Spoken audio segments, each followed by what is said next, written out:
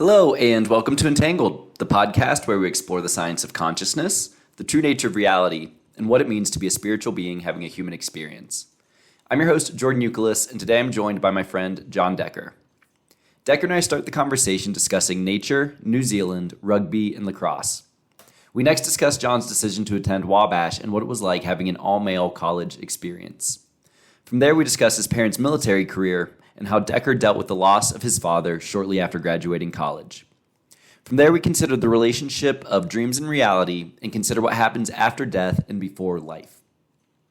We next discuss Eastern mysticism and medicine, why we've collectively become disillusioned with Western medicine, and where we could be heading with the future of human health. We then shift gears to discuss American politics, our current state of hyper-divisiveness, and whether the two-party state is truly a failed uniparty. We next consider the exit strategy for the Ukraine conflict, Jeffrey Epstein's crime syndicate, and the role blackmail plays in politics today. From there, we discuss the degradation of democratic rights in light of censorship and the events of January 6th, and we speculate on the 2024 election and the candidacy of Robert F. Kennedy Jr. We then discuss our views on vaccine safety and how that has developed since before the pandemic. We consider the loss of public trust in mainstream media and the rise of independent journalism. We examine the potential for future overreach by the government, including the WHO's Pandemic Treaty Amendment, the possibility of World War III, and the threat of a deep state false flag masquerading as a hostile extraterrestrial attack. In this light, we consider the future of humanity and how we can avoid dystopia. We end the conversation on a number of heavier topics, including the true depth of corruption and criminality of politicians like Hillary Clinton and Anthony Weiner, and the disturbing but true phenomenon of adrenochrome harvesting. We consider the story of MKUltra survivor Kathy O'Brien and of the dark history of that CIA program. We discuss the porn industry and its ties to financing the deep state. Finally, we discuss the Great Emu War of Australia, hippo meat, meat alternatives, and fermented shark. We end the conversation discussing our diets and fitness routines. This outro asks, who is Hillary Rodham Clinton? Outro is available for this and all episodes at entangledpodcast.substack.com. Music from the show available on the Spotify playlist Entangled the Vibes. Please enjoy.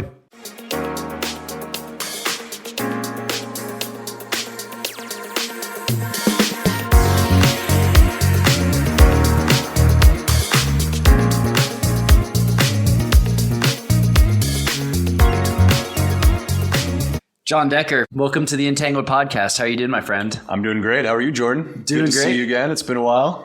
Yeah, man, it's been a while, so I'm glad that we got a chance to get together and talk on some Entangled shit today. Absolutely. Yeah, I know. I haven't spent a lot of time together since our Moab trip. Yeah, man, we definitely going to talk about Moab and how amazing that beautiful place is. Before we get into all that, though, John, why don't you tell the audience a little bit about yourself? Sure. So I've lived out here in Colorado for about 4 years. Before that, I was in Chicago. I'm a native of Northwest Indiana, so spent a lot of time in the Midwest. And just love living out here, outdoors. And it's funny, even as a kid, I remember, being fascinated with mountains and just where I'm from in the Midwest, like totally flat, lots of greenery, forests, that kind of thing. And grew up near Lake Michigan. Beautiful. But I knew, I went to New Zealand, studied abroad, and just seeing the mountains there, I was always kind of drawn to it. So getting out here is like a dream come true for me. For sure. Yeah. But yeah, I've been out here 4 years, like I said. I've been in the logistics industry my entire professional career. But yeah, man, just love the outdoors, love camping, hiking, that kind of thing. So it's a perfect place for me. Yeah. So, obviously growing up in Indiana, as you mentioned, you didn't necessarily have that same type of scenery. So what do you think it was that attracted you to the outdoors? My dad was a huge outdoorsman, hunting, fishing. I remember as a kid spending a lot of time, we had a little bit of land in Indiana, just like kind of walking around the property with him. Always grew up with dogs too. So spending time outside with the dogs around the property, just something that I always really enjoyed. And it's funny, like you look back on it when you're older and you kind of have an idyllic representation and memories of those times. Like, even though it was flatland and it was so much different than Colorado, like you kind of yearn to be outside again, and being here, it encompasses all those things, right? Yeah. So then when I was able to go to New Zealand, I'm like, there's more than just the Midwest or Chicago. Like just like all these beautiful places out there. So that's kind of what spurred it in me, for sure. Yeah. And what do you think it was that attracted you to New Zealand in particular? So that's another one of those things from my childhood. I remember the moment really well. I was actually watching Lord of the Rings, The Fellowship of the Ring with my dad in theaters. And I think my sister was with us too. But so this would have been like 2003, 2004. And I remember after the movie got done, I was 11 years old. I was a pretty young kid. I remember asking my dad, I'm like, is like this a real place? Like Middle Earth? He's like, yeah, it's New Zealand. And I remember telling him, I'm like, I want to go there one day. So I remember, dude, I was always like a huge maps guy when I was a kid. And I still am. Like, I'm fascinated with maps. Yeah. I remember like pulling out this old like Rand McNally atlas that my parents had and pointing out New Zealand and be like, this looks like a pretty cool place to visit. So it was kind of always in the back of my head that I'd like to get to a place like that and travel. So when I got to college, I went to a small school in Indiana called Wabash. When I was there, I remember thinking, I'm like, man, I'd love to study abroad, like especially New Zealand. Like that'd be the place I'd want to go. But I remember for my major, being a history major, it's like, dude, they're probably not going to let you go. Like it's more like for econ or like biology. It was a liberal arts college, so the majors were very limited. So if like chemistry, bio, they studied abroad a lot, or if you were, a Spanish major, that kind of thing, you go to Spain. But they accepted my application to go to New Zealand. So I was just over the moon when I finally got to go. So that was my first time out of the country, was going to New Zealand. No way. That's a bit of a hike for your first time. Yeah. I remember being a little nervous about, an 18-hour flight, because flew Chicago to LAX, then LAX to Auckland, New Zealand. But I don't know if you could pick a better first country to go to, for sure. Yeah. And you played rugby there as well, right? I did, yeah. So I was involved, studying abroad, and then I had a roommate when I was in New Zealand, a flatmate who played for this local rugby team. And he's like, yeah, dude, you should come out and play. Because I'd played a semester at Wabash in preparation to go to New Zealand. Because I'm like, oh, if I'm going to go there, like I need to learn how to play rugby. I was playing lacrosse at Wabash at the time. And then I just picked up rugby. So it would have been fall semester, and just to kind of prepare to go down there and play. So got to play for a local club, super cool. Got to travel a bit, really learned a lot about the culture. Yeah. Sure. And did you keep up with rugby at all after you got back? So I played a little bit in Chicago, Lincoln Park, just a smaller club up in the city. And then just back injuries, like being 6'8" and like a bigger guy, just kind of got the best of me. So I kind of shifted my focus more into lifting and that sort of thing. And I don't know much about rugby. Like, what are the basic rules? Yeah, so it's the original version of American football descends from rugby. Like that would be its parent, or almost like a grandparent, because it's evolved so much over time. American football, that is, with the forward pass and all the crazy things you see on Sundays now. It's several iterations away from rugby. So with rugby, you've got 15 players on each side. Of course, you've probably seen the scrums on TV where everybody comes together. A touchdown is called a try. Like there's things that are pretty similar to American football, but no forward passing. Obviously, you have the scrum to get possession of the ball. If there's a break in the action, and it's a running clock. So it's tough for Americans to get into because there's not the stoppages like you have in American football, where it's almost like a made for TV sport, American football. Like you stop, you see ads for beer, like go get some chips. Yeah, go get chips. Like, take a break. Everybody's checking their phone now for gambling or fantasy. So it's become its own beast. Rugby's, they always say soccer's the hooligans game played by gentlemen, or I'm sorry, it's the gentleman's game played by hooligans. Rugby is the hooligans game played by gentlemen. So it's got such a cool culture, because even though on the field you guys are, beating the shit out of each other, and it's a pretty intense physical game, afterwards everybody goes to the pub or the bar and, kind of just enjoys, sharing in that game together. It's an awesome sport, dude. That's cool. I've been to a couple of Australian football games as well. Awesome. How does that fit into the whole mix? So was it Australian rules? Yeah. So that's a little bit different, because it's almost like a giant octagon. It's huge. Yeah. Huge. Tons of kicking. I don't know a ton about it. I know there's a team in Sydney that's owned by Russell Crowe, which is really interesting. One of the best nicknames too, the Rabbitohs. So they've got these like sweet pink jerseys with these rabbits on it. Again, a super physical game, but a lot of finesse with kicking too. It's a good sport. Yeah, that's pretty wild. And I didn't realize that you were playing lacrosse at Wabash. Yes. So I lacrosse was one of the first sports I really loved growing up. So, being in Indiana, like lacrosse wasn't really a thing. And we had a middle school team that started up, and I had a couple buddies in the neighborhood that were playing. They're like, yeah, dude, like play baseball together. Lacrosse is like way more fun.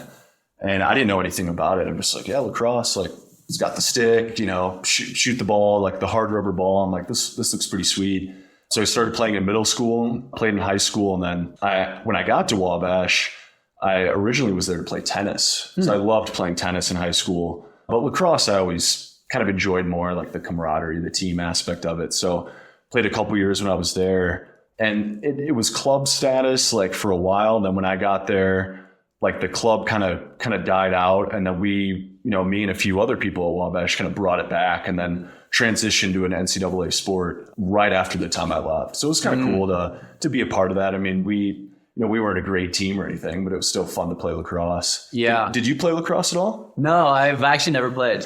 It's a great sport. I kind of thought it would take off more like from a viewership standpoint here in the US, because it's so fun to play, but the Mammoth actually play a playoff game tonight over at Ball Arena. It's the indoor team. Have you ever been to a game? No. Dude, it's wild because it's more like the indoor version of lacrosse is a little bit like hockey. So super physical, fast paced. Goalies have these like massive pads on where that's like they basically block the goal. But yeah, I loved playing lacrosse. And even when I was in New Zealand, there was this local high school, and I don't even remember how they reached out to me and another guy who was in my program. But we coached this local team for a couple months, and then the school in Chicago, I coached there as well. So it was just fun to give back, man. I mean, it was such a great sport. Yeah, that's crazy, man. It definitely sounds like you were staying busy in New Zealand. Absolutely. Yeah, I was, man. It was a good time. I certainly would love to go back. Yeah. Yeah, and Wabash was an all-boys school, you're saying, right? Yes, one of 3 all-male colleges left in the U.S., and I know you're wondering what the other 2 are, so I'll tell you. So Hamden, Sydney, and Virginia is one, and then Morehouse College, which is where Dr. Martin Luther King went, and then Denzel Washington too. Wow. So kind of cool, but it was a different experience. I remember telling my friends in high school, I'm like, yeah, I'm going to Wabash. And like in Indiana, everybody kind of knew it. Nationally, I don't think it's as well known. Did you ever hear of it by chance? Because I know you're from Cincy. I've heard the name, yeah. I didn't realize it was all male. Yeah, so I remember like getting weird looks from my buddies when I told them. They're like, wait, dude, like we're all going to like IU or Purdue, or like had some friends going to like Michigan State, and they're like, why would you go to a 900 person all male college? So certainly got a lot of, interesting reactions from friends with that. But, I think part of the reason I went, and it really shaped who I am today. I wasn't a great high school student. Yeah. I did well on the test, ACT to get into Wabash. And I had things that I was really passionate about learning when I was in high school. Like I loved history. I loved reading and learning more about politics. Like I remember the 2008 election was one that I like really paid close attention to.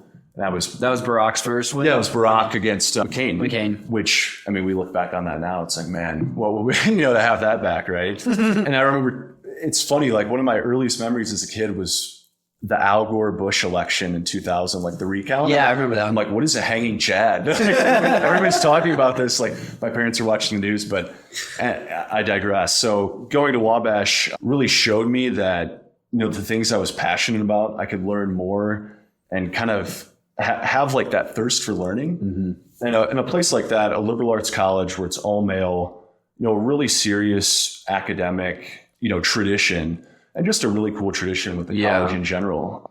It really helped shape who I was because, you study a lot of different disciplines there, whether it's like chemistry, biology, you have to take a little bit of everything. Kind of helped shape me into what I would consider myself pretty well-rounded in a lot of aspects. And it's because of that school. Yeah.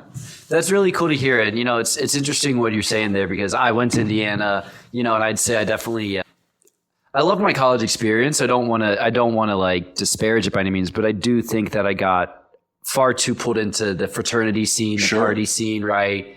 And in hindsight, it's like, man, like you're at the school with so many resources, so much to learn. Did I really make the fullest and best use of those 4 years? Right. And even for me, being at a school like Wabash, where there's still there's still a social element to it. Like I was in a fraternity and, made some great friends in that. And, there'd be parties and that kind of thing too. And a lot of my friends, and I think 40% of the student body was involved in a NCAA sport. Wow. So it was a much different college experience in that way. And even for me, having that experience, there are still things I look back on where it's like, man, I wish I would have taken the career center more seriously. It's just seeing what would have happened. And I love the career that I'm in now, but it's just funny looking back on that. I think everybody has that experience, whether you go to IU, Harvard, Wabash, Texas, what have you. But when were you at IU? 2007 to 2011. Okay. What made you choose there? Just out of curiosity. I got a scholarship there. Yeah. So that was kind of the main driver. Okay. But it just happened to that, like, 5 of my best friends from high school all ended up going to Indiana too. Sweet. Yeah. I'm sure like a lot of kids from your area as well. Yeah. There. Yeah, definitely. Yeah. I remember like, it was funny at Wabash because like, we'd all be in like our study room at the fraternity, cranking out papers late night, and like you'd have a couple buddies around you, and some of us would just be like, man, like really should have went to IU. Like, you'd have that experience because it's like, Snapchat was a huge thing back then, and you'd see like everybody partying on a Wednesday night or Thursday. It's like, dude, like what am I doing here? Yeah. But of course, like everything works out, luckily. So Totally. But totally different experience for sure. For sure. And I have to say, I mean, the women at IU are beyond reproach. Yeah. Yeah, the best. Yeah, that was certainly something I missed in my college experience, but luckily everything worked out for sure. Yeah. Were there like neighboring colleges that were like hanging out with the girls from there? Dude, that's always the question people ask for sure. So Purdue was probably like an hour north, and then IU was 2 hours, and Ball State, which you might have heard of, was like 2 hours away as well. So, any chance we got, we'd make our way up there, have a freshman drive us, or if we were freshmen at the time, we'd, carpool with some buddies. But yeah, it would get a little quiet there, at Wabash on some weekends. It's like half the fraternity or a bunch of your buddies would be away on like sports trips, like whether it was baseball, football, basketball, whatever. And it's like, you're kind of just sitting around. It's like, damn, it's kind of quiet here, You're just in the middle of Indiana, like with not a ton to do. So obviously, drinking, playing video games, hanging out, that kind of thing. But yeah, overall, it was a good experience for sure. I don't know if I would have my son go there. I think it was a great experience for me, but obviously it's not for everyone. Sure. Right? Just like anything else. For sure. And you mentioned that, you're really interested in history, political science. Yeah. What do you think drove that? So my dad was a huge history guy. Mm-hmm. I remember as a kid, you just have these really funny memories of relatives. And one of the foremost that I have in my dad, we'd be in the living room and be watching TV with my mom and, just kind of hanging out. And he'd always have a book, dude, like always reading. And like the Civil War was something he really loved reading about because we had family that fought in the Civil War, like represented the Union. And my namesake, just John Schuyler, is because of his great grandfather who fought in the Civil War.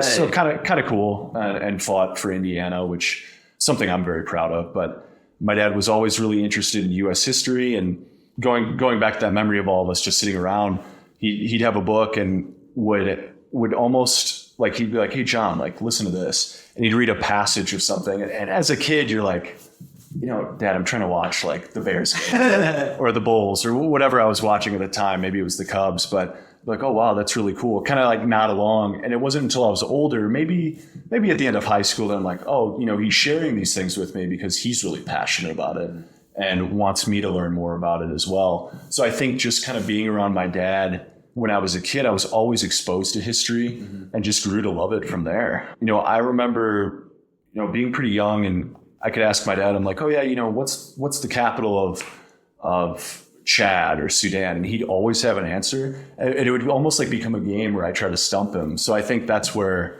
I get my love of history from, is just kind of talking with him about that stuff. Very cool. For sure. You mentioned that your ancestor's last name was Schuyler. Gotta ask, any relation to like the Alexander Hamilton Schuyler? Oh no, so middle name Schuyler. Yeah. So and that middle name comes from Schuyler Colfax, who's a vice president of the U.S. And it's spelled the Dutch way, Schuyler, which is kind of funny when people see it. They're like, oh, Schuler is your middle name, but Schuyler, just the Dutch way of spelling it, which is kind of cool. Yeah, definitely. A little bit different, but yeah, lots of military history interest in my family and a military background as well. Well, you mentioned both your parents were in the military as well. Is that right? Yes. So my dad had a pretty interesting story. So he was drafted to Vietnam towards the end of the war. I think it was 1970 or 1971. Mm-hmm. And I remember he never really talked about it a whole lot, but I remember as a kid asking him about it, and he would talk to me. Mm-hmm. He was drafted, I think at age 20 or 21. So he was one of the older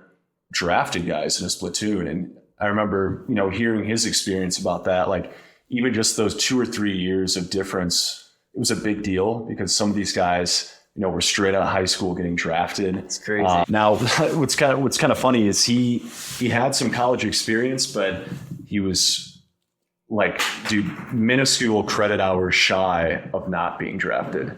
But I remember talking to him, and one of the memories I have of him that really sticks out too. I remember asking him, and I was a young guy asking him, like 14 or 15. I'm like, did you ever think about not going? Because you read about Vietnam, people go to Canada or enlist in the National Guard, and he was like, no, that wasn't an option. Mm-hmm. It never crossed his mind. So I always had a lot of respect for him because of that, and really admired him for that. So he was in Vietnam. Mm-hmm. He was an M60 gunner on a half track. So had a lot of really interesting stories. And then my mom, she joined the Army Reserves much later. I want to say sometime in the 80s. My parents are a little bit older. My mom was 42 when I was born, and my dad was 45.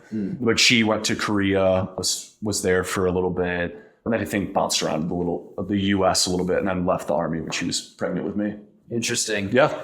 So you mentioned your dad was drafted, towards the end of Vietnam. Is that right? Yes. Yeah. I mean, have you ever asked him, like, what were his views on the war? So, I never really had much of an opportunity to talk to him about that. I think for him, it was something that, if he was drafted, he was going to go. Yeah. And I remember, talking with him about that before, as I mentioned earlier, just wasn't an option for him not to.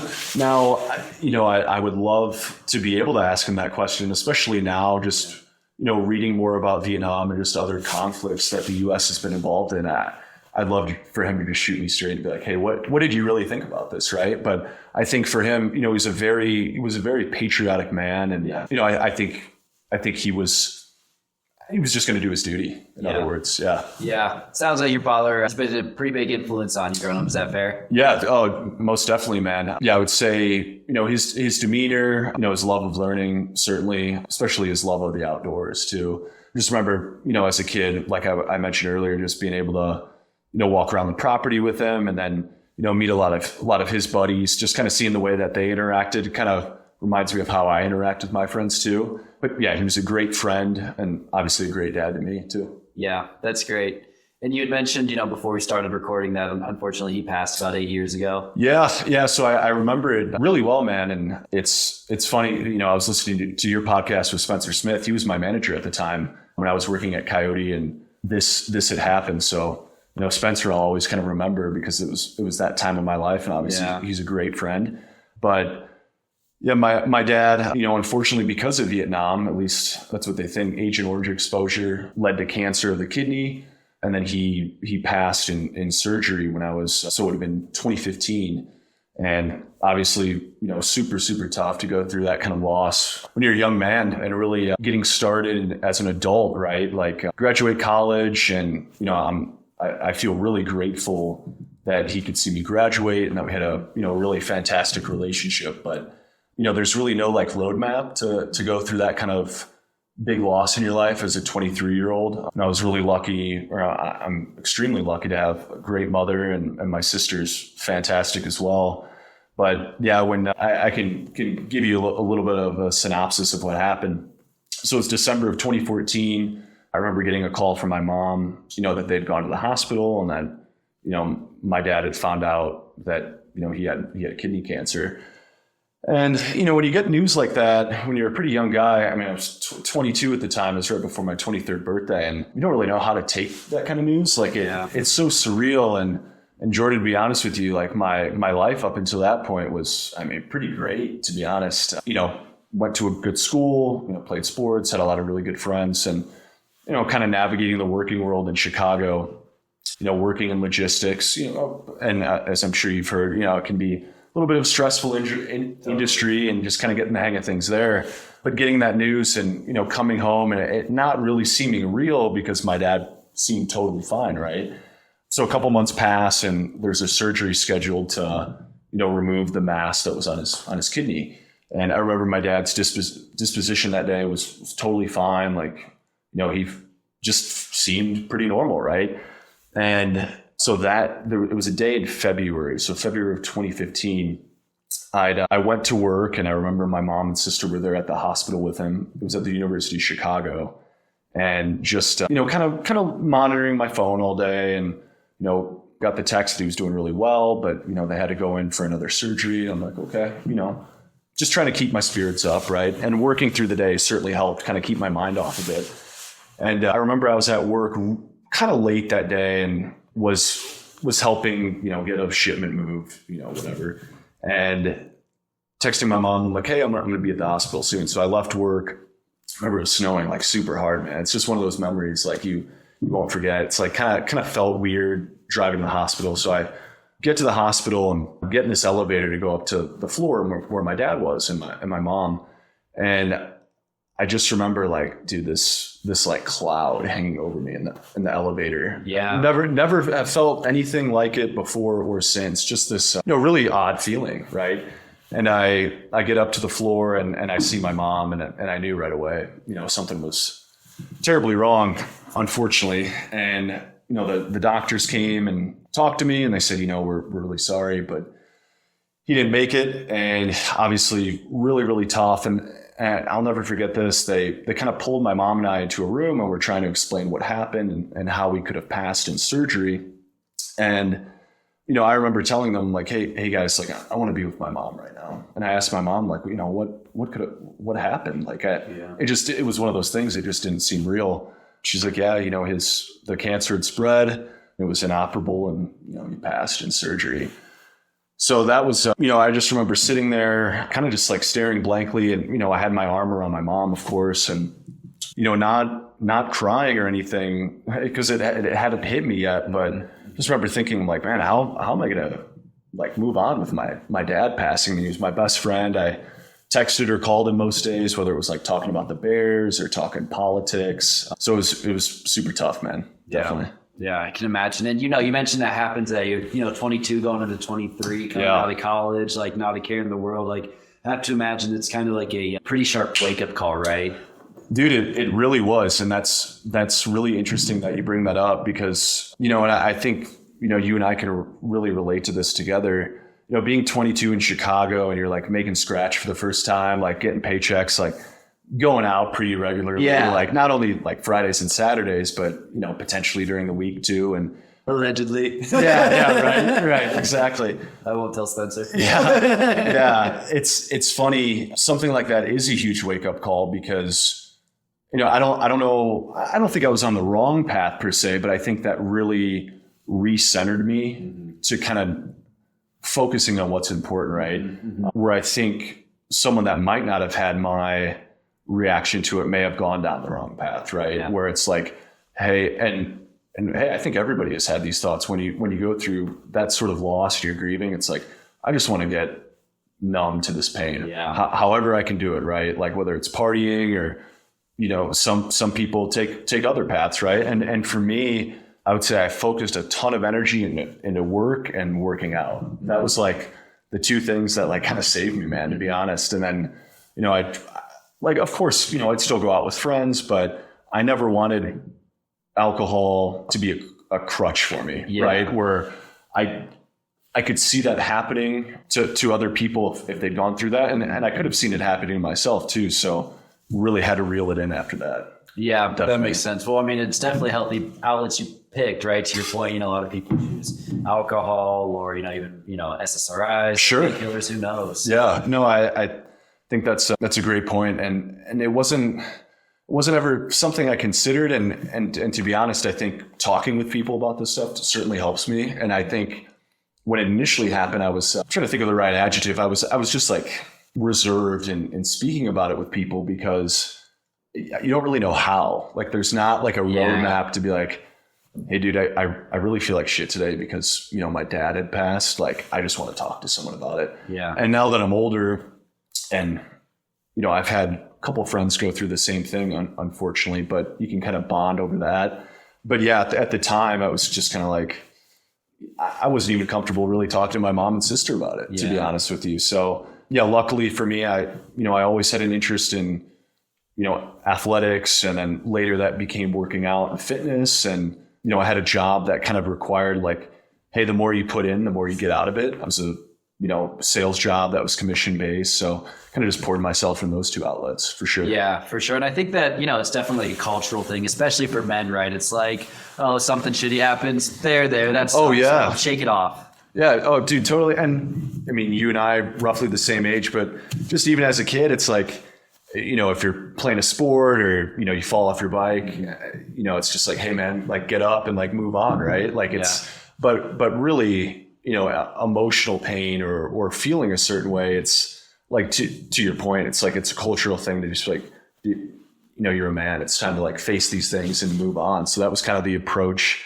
I had. And, I think looking back on it, I wish I would have talked about it sooner, just with friends or family. But, I think I'm at the point now where I've been, I feel so grateful to have that kind of relationship with my father that, some people don't get to have that. Yeah. And there was never anything that was left unsaid. Like, I loved him. We had a great relationship. So certainly thankful for that. Yeah, that's definitely a really nice blessing. I mean, you definitely hear a lot of stories too of like folks where they weren't able to resolve that in this lifetime. And it's interesting. Like, I've got a good friend, and she's got a really strained relationship with her mom, and she, her mom's not too great. She's told me before, it's like, I know our relationship's actually gonna be better when she passes, right? Because we'll be able to hold the space for one another, and I can love her and as she was, as her essence is, and maybe not necessarily who she was in this physical reality. Right. It's interesting you bring that up too. And I've told my girlfriend about this before, but there are times where I still have dreams about my dad, and it feels so real, man. Yeah. Like, it's like pick up on a conversation that we'd have about, like I mentioned the Bears, but we'd always love talking football or, talking about the outdoors. So it's, I hope one day, we do meet again for sure. But it's interesting just having those connections where I wake up and it's like, damn, like I felt like I was just having a conversation with him. Yeah, that's really interesting. I love what you say about dreams too, because I think, again, in our Western culture, we kind of view them as these kind of not important things. Right. But I'm not so sure that they're not just another version of reality that doesn't get any less real per se. Right. And it's that definition of real, or, what we're talking about now, or our definition of consciousness and reality. And I think, there's just, and the funny thing about it too, I thought about this recently.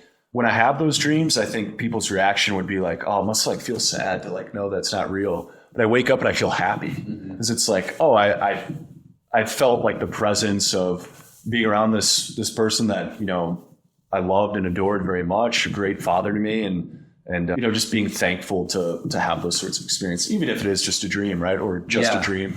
Yeah, exactly. And I've really come to believe that, no one ever really dies, right? In the metaphysical sense, I believe that your consciousness continues. But even if you don't believe that, for the people who are still here, right? Like your memories, the impact you had on them, that never leaves. And, it continues, right? It's like that whole idea that a man can never cross the same river twice because he's not the same man and it's not the same river. Absolutely. Yeah, it's, another point to touch on with this too, it's made my relationship with my mom so much stronger, which, it sucks to say that, when you lose something, but there is the opportunity to make another facet of your life stronger. And it's like, I think you can apply that to many different aspects of one's life. But, I talk to my mom, or I try to talk to my mom about every day and just kind of see what's going on in her neck of the woods. And, we even talk Bears football, which is great too. But yeah, certainly feeling that connection grow stronger over, such a traumatic shared experience is something that I feel pretty blessed to have. Yeah, that is really blessed. And it's cool that, as you said, your relationship with your mom's gotten stronger, because you hear a lot of times, that kind of thing can happen and it tears the entire family apart, and people don't get over it ever. Yeah, I think, if that were the case with my family, man, I'd be so disappointed, and that'd be one of those things where it's like, where do you even start to like repair it, right? Where I think if people can be comfortable about talking about loss or, just bridging that gap, and it goes to your point earlier about, it's such a societal and cultural thing in the West, especially to say, I'm just going to bottle this up, and, if my family needs me, they can reach out to me, instead of being proactive and be like, hey mom, if you ever want to talk about this, like I'm here for you, or that kind of thing. So yeah, to your point, like we've just got to, like, it's just so important to maintain that connection. Yeah. Yeah. And I think we also have this weird, like almost like phobia of death in the West, right? And it's a natural part of life. Like why it's celebrated in places in the Western the Western Hemisphere, right? Like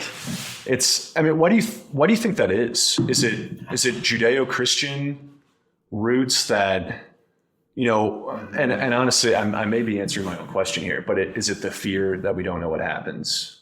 I think that's probably that.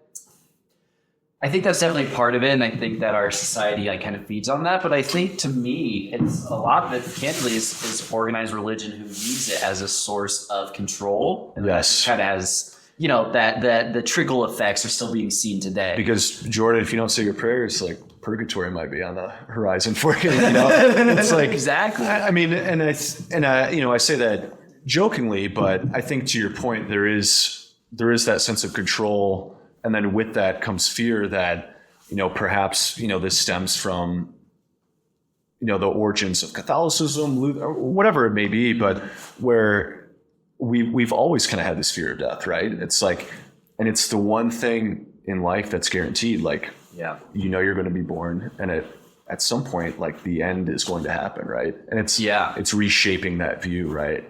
And I don't think I'm ready for that, but of course, like I'm learning as much as I can to, just to, when it does get to the end, I don't look back on it and be like, oh, I spent most of my life being afraid of death or being anxious, when it's like, hey, if you just trudge on, like everything's going to be okay. And then you leave a legacy, or, have great friendships that your memory will carry on, or perhaps there's another iteration of ourselves, right? Totally. Yeah. And I think that that fear of death is pretty prevalent in our culture, but it manifests as a lot of different, like kind of unrelated things, right? Because people don't want to talk about what's really scaring them. So they, get hyper intense about their eating or about their kids' behavior, right? When it's like, what is this really stemming from? Right. Yeah. That's an interesting point. Like when it comes to, being neurotic about other things, when it's like, oh, I'm so fearful of this because I'm not prepared for the work I'm going to do, or,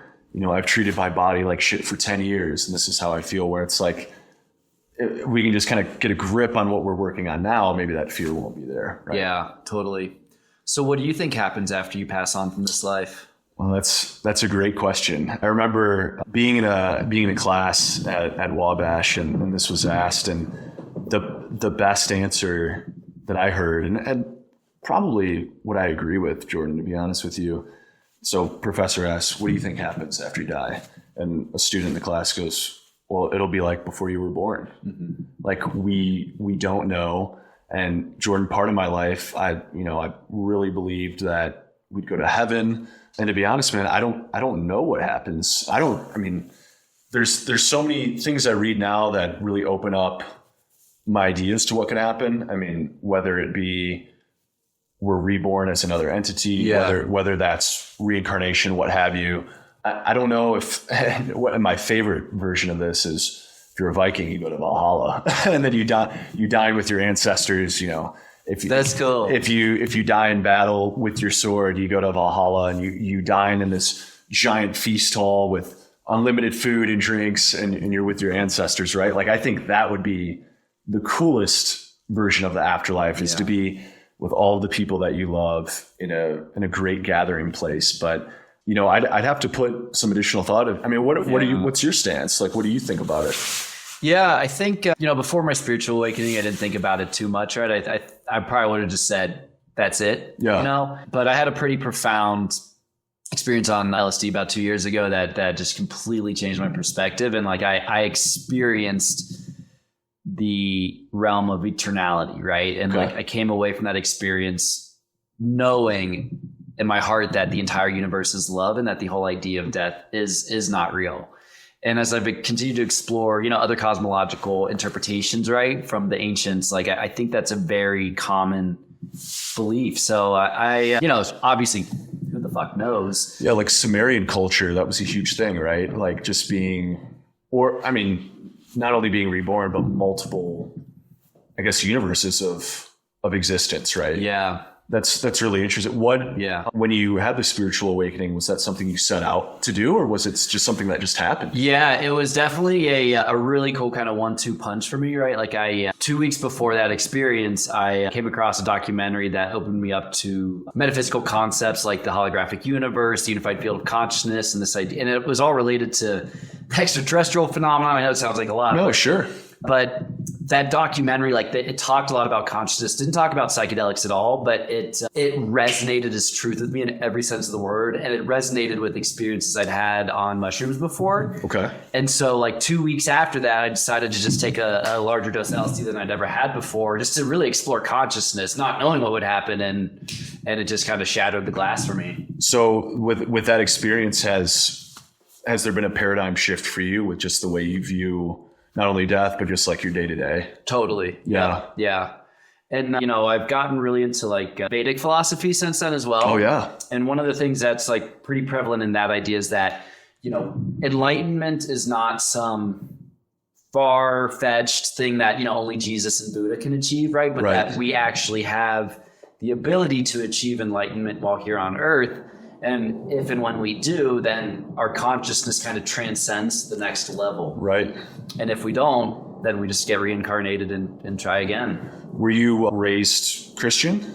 So my mom's Catholic, my dad's Jewish. Okay. I had a bar mitzvah. I went to Israel for birthright, but it was one of those things that it was more for tradition, because my parents very much didn't really believe in anything that was written in, the Old or New Testament, I'd say. Right. Yeah. I had a similar experience growing up too. I, went to church as a kid, but it was never something that was forced upon me or anything. But yeah, it's interesting. And I feel like a lot of people our age and even younger, it's you have some sort of awakening whether it's, people might push off those beliefs and become agnostic or perhaps even atheists. But I think the more people read, whether it's something like Siddhartha, I don't know if you've ever read that. I haven't, but I'd love to. Or Herman Hesse, or you read the Tao Te Ching, or I'm going to butcher this pronunciation, but the Bhagavad Gita. Have you read that before? I have. Those sorts of things. It's wait, there's an area in the world, the Eastern Hemisphere, where almost all advancements prior to the Enlightenment came from, right? Yeah. India, China, Japan, you even have some parts of Southeast Asia.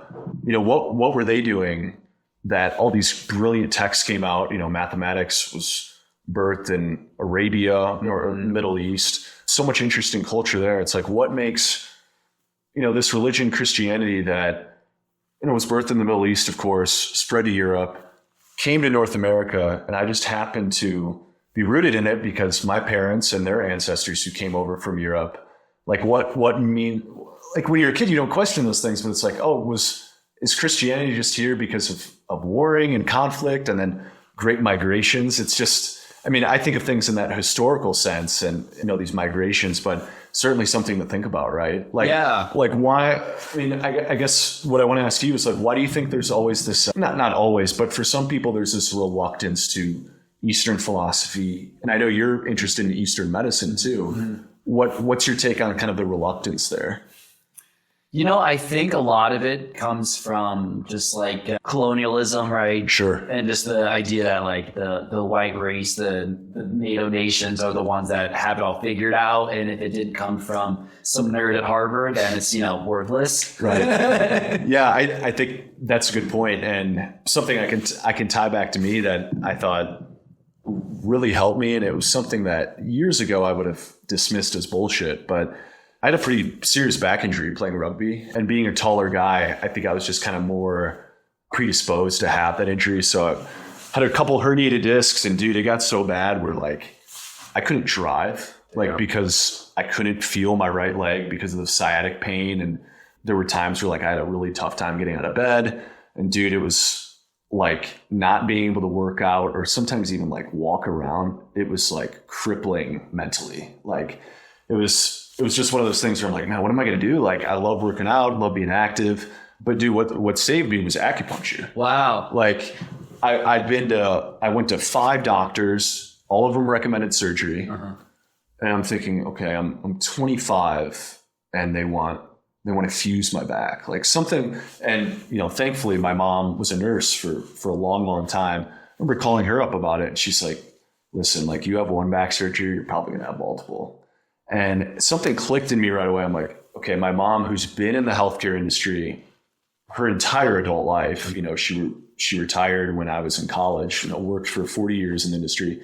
She's telling me not to get surgery. I'm like, something's up here. So I remember like researching, saw a naturopath, which really helped. And for the first time in my life, it's like, wait, someone's telling me I can fix this by stretching a certain muscle. Mm-hmm. I'm like, wait, like they're not prescribing me something? Like, dude, it was like a totally new thing for me. Yeah. He's like, dude, your hamstrings are super tight. You sit at your job a lot. Like I'm telling you, you do these exercises, you'll feel better. So I started to do certain exercises, went to acupuncture, physical therapy was great. But, luckily, man, I was able to avoid surgery, and I feel 100% today where, hiking around in Moab a few years ago, I couldn't even imagine doing that. Like, dude, there were times where like friends wanted me to visit, I was living in Chicago at the time, wanted me to drive down to Indy or like fly to see him somewhere. And I couldn't sit that long. Yeah. Because I'd be in pain. So, for me, just kind of opening my eyes to Eastern medicine, acupuncture, which isn't anything crazy, but taking turmeric, like ashwagandha, like things that I never really would have thought have been part of my life, and like researching different like natural supplements to help my back, dude, like it progressed and helped me, with working out, feeling better, cognitive function. So I know it's cool to talk to you about this because I know you're into, Eastern medicine and just non-traditional Western medicine as well. Yeah. And it's so funny because I haven't, I didn't have an injury like that, but I've definitely had a similar journey in my evolution from Western to Eastern medicine. And maybe not even Eastern, but just more like naturopathic, holistic. Right. And it's funny because it's like, why would the human body like need these super refined petrochemical based pharmaceuticals, right? When for millions of years we've evolved with the plants around us, and we've evolved to have our bodies know how to heal themselves naturally, right? Like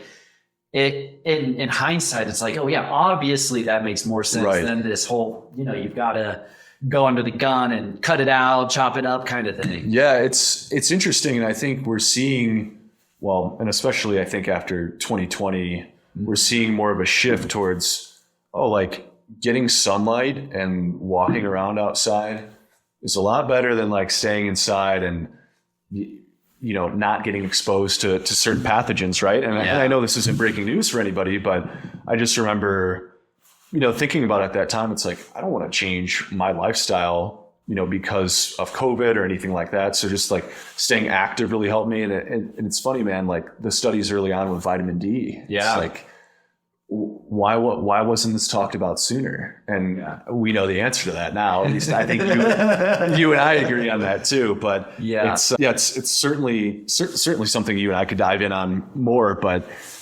with these petrochemicals that you talked about, I mean, it's big business, unfortunately. And I hope at some point there's an awakening for more people. Mm-hmm, mm-hmm. But I think we're so conditioned to say, oh, dude, my back hurts, or I've got this killer migraine, or even more, what I would consider more serious problems, mental issues with SSRIs and that sort of thing. And, I mean, do you think as a society we can ever move away from that, or are these companies, Eli Lilly, the rest of Big Pharma, is it just too much?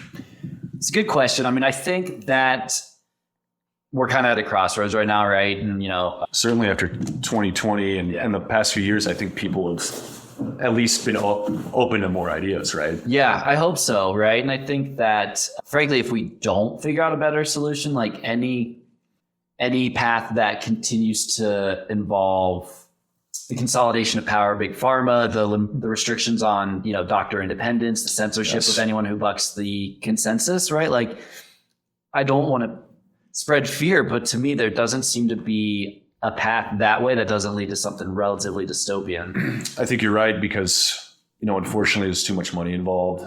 Lobbyists, super PACs or PACs, these political organizations that, unfortunately, if they're backed by these pharmaceuticals, it's just going to keep pushing to people. Mm-hmm. Yeah, not to your point, not to get too dystopian, but I don't know if there's really a path out of that because so many people are relying on this stuff already. Yeah. And it's big business. It's just, I hate to say it, but it's just the way the world works. I mean, the world goes around because of, these giant companies making these massive profits, delivering for their shareholders, and thus, planting people or, propping people up that can continue to promote those agendas, unfortunately. Yeah. Well, and you talked, earlier, like remembering the good old days of Obama versus McCain. Sure. Here we're in 2023 and, there's very good chance it could be Trump versus Biden again. Like, yeah. What do you think about the future of politics in our country? Yeah, it's interesting you bring this up. And I don't know, did you watch the town hall? I watched parts of it. Yeah, I did too. My first thought to it is,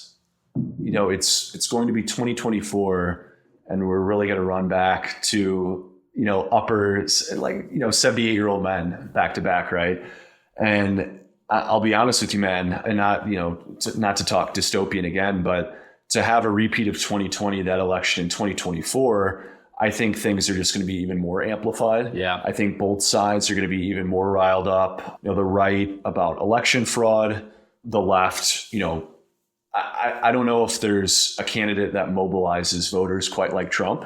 Right. Whether it's on the left with their contempt for him or the right with people loving him, right? And it looks like it will be Trump versus Biden. I was looking at polling numbers yesterday and it looks like Trump's 40 points ahead of DeSantis. That's wild. Yeah, it is wild. So I think we're in for a totally wild ride. I don't know what that's going to look like, if there's going to be, some sort of event in 2024 that leads to mass protests. Uh-huh. We saw in 2020, obviously with the Black Lives Matter protests that politically fueled, right? Or totally, and 100%. Yeah. That led to, it was a rallying cry for the left against Trump, of course. And man, I don't know. It's hard to imagine Biden versus Trump again, but at the same time, it's like we're looking at it yet again. Right. Well, the thing for me is like the dirty secret of both political parties is that no one wants someone centrist, right? Divide and conquer has always been how this country runs, right? Like it's, to say it, like the Dems want Trump because they want people that get riled up, right? Like that's the dirty little secret, but I honestly believe it. No, you're absolutely right. And I don't know when that exactly changed. If perhaps the social media era is kind of what did that, because we have such a divisive society now.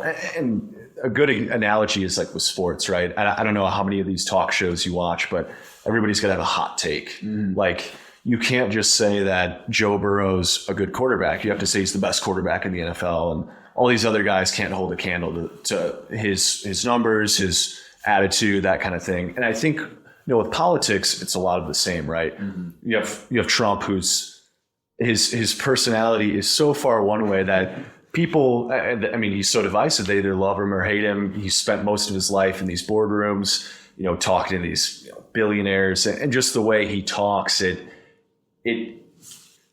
elicits a response out of people, right? Yeah.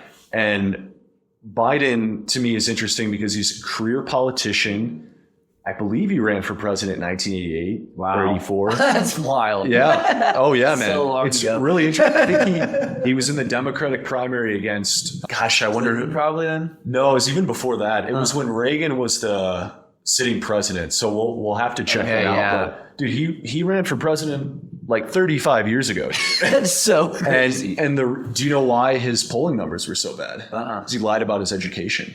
Oh, I remember hearing about that. So to me, and it's funny to think about when Biden ran, because I think he ran in 2004 and I think he in 2008 at some point before Obama. That's right. Yeah, he definitely did. Where he was kind of dismissed as like this joke, dude. Like he was older even then, lifetime politician. So I think people kind of knew what the deal was with him. And then, of course, I know you and Spencer talked about this, but he helped pen the Patriot Act, which is interesting. So I don't know, man. I think, what happened with Bernie? Like he had, he was certainly far left of center, but But I think because his idea is challenged, like you said, this party that wanted to have someone that kind of fell in line with what they were pushing. Yeah. He was kind of pushed out, unfortunately. So I think so, man. I think also, I used to be a real big Democrat, right? Like I voted for Biden. I hated Trump. And,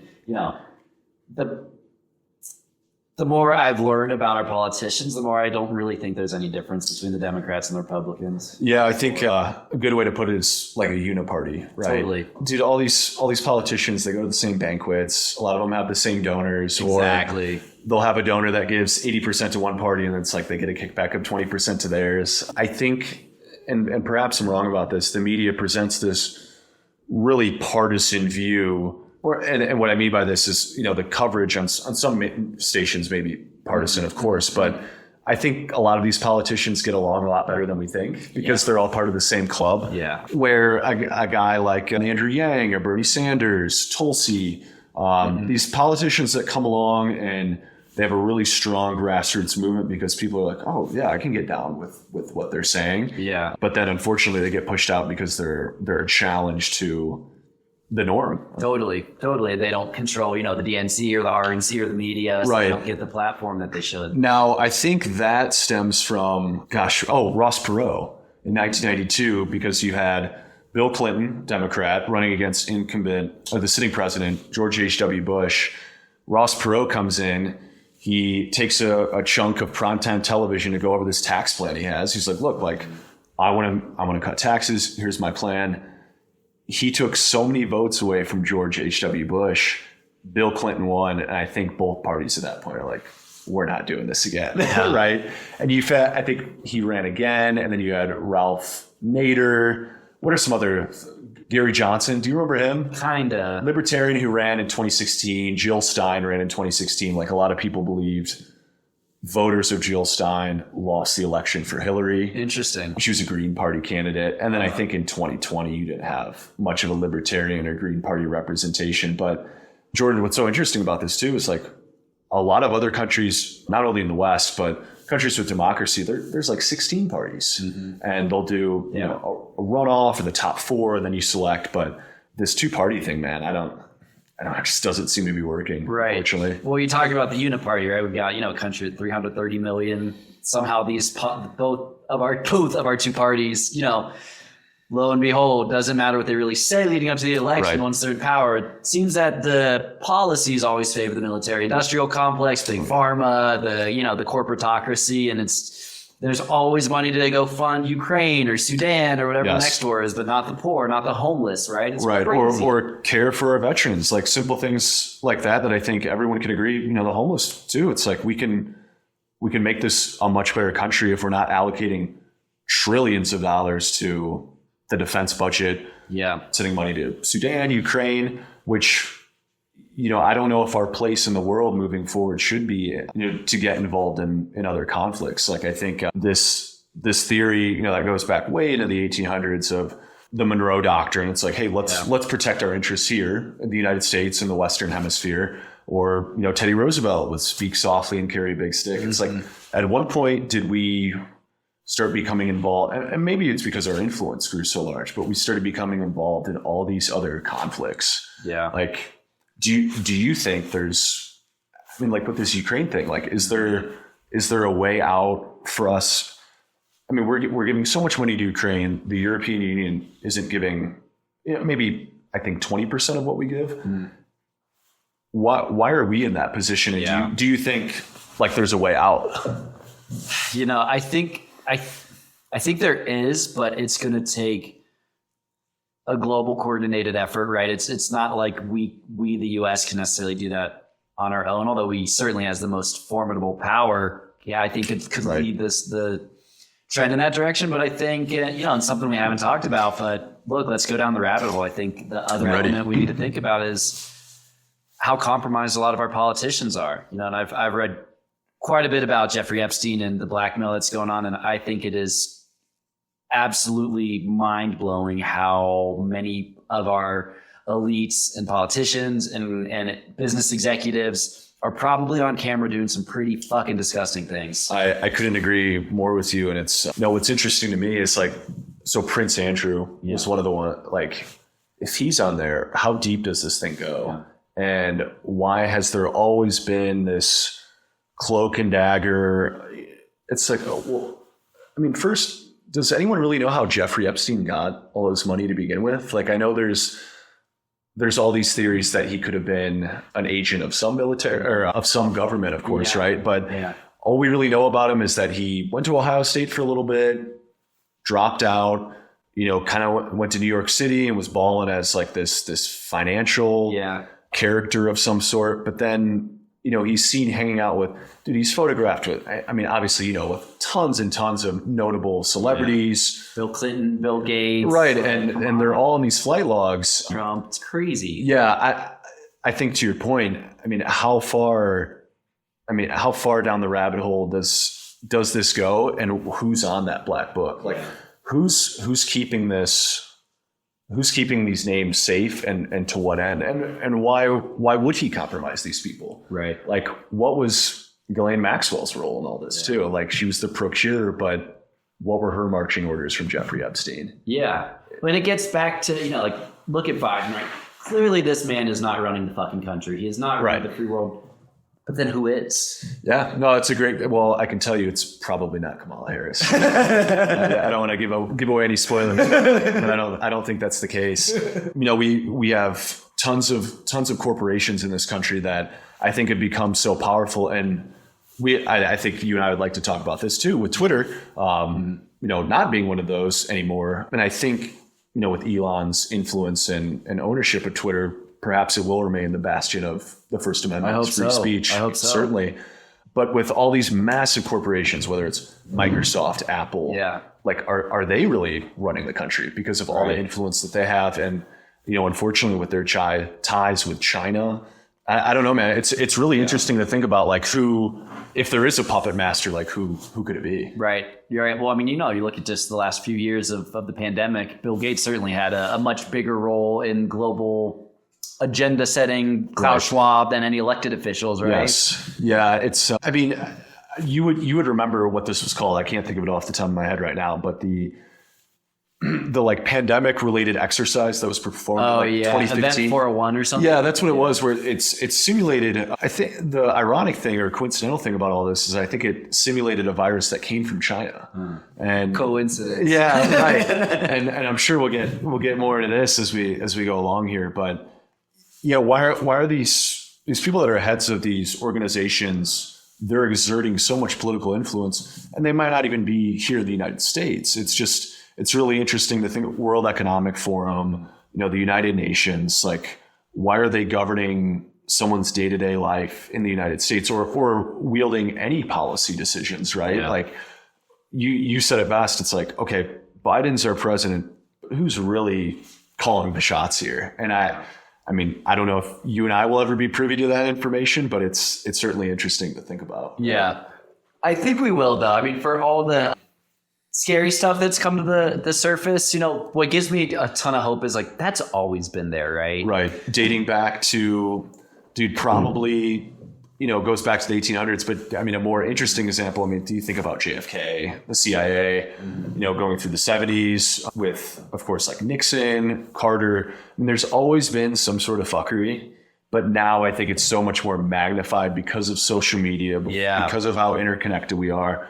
I could text you and be like, dude, did you see, what Mike Pence said or what Kamala Harris said, where there's much more of a magnifying glass on it, where, and I really hate to say it, but like politics has become so entertaining for people. Yeah. And it's become like a hobby and a personality trait for some people too, unfortunately, where they're just so ingrained in knowing what's going on. Right. Yeah. Yeah. And, that's why you see the establishment freaking the fuck out after Elon bought Twitter and, lo and behold, defended free speech. And it's funny because before that happened, Spencer and I actually like went back and forth a lot on Elon, where I was very skeptical of Elon, and you get into why that is, and I've come around because of what his actions have proven with his Twitter acquisition.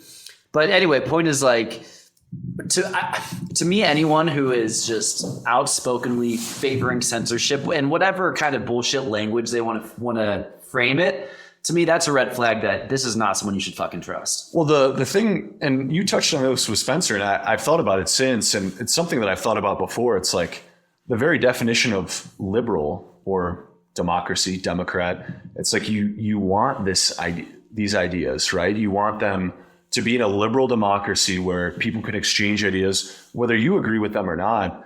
To me, when I started noticing or seeing and hearing about people getting shadow banned on Twitter or removed entirely because they said something that wasn't in line with the board, or I don't know how much Jack Dorsey really had to do with it. I think he kind of relinquished control at that point. But the whole point of being a liberal is like hearing different ideas and kind of having the forum to share those ideas, right?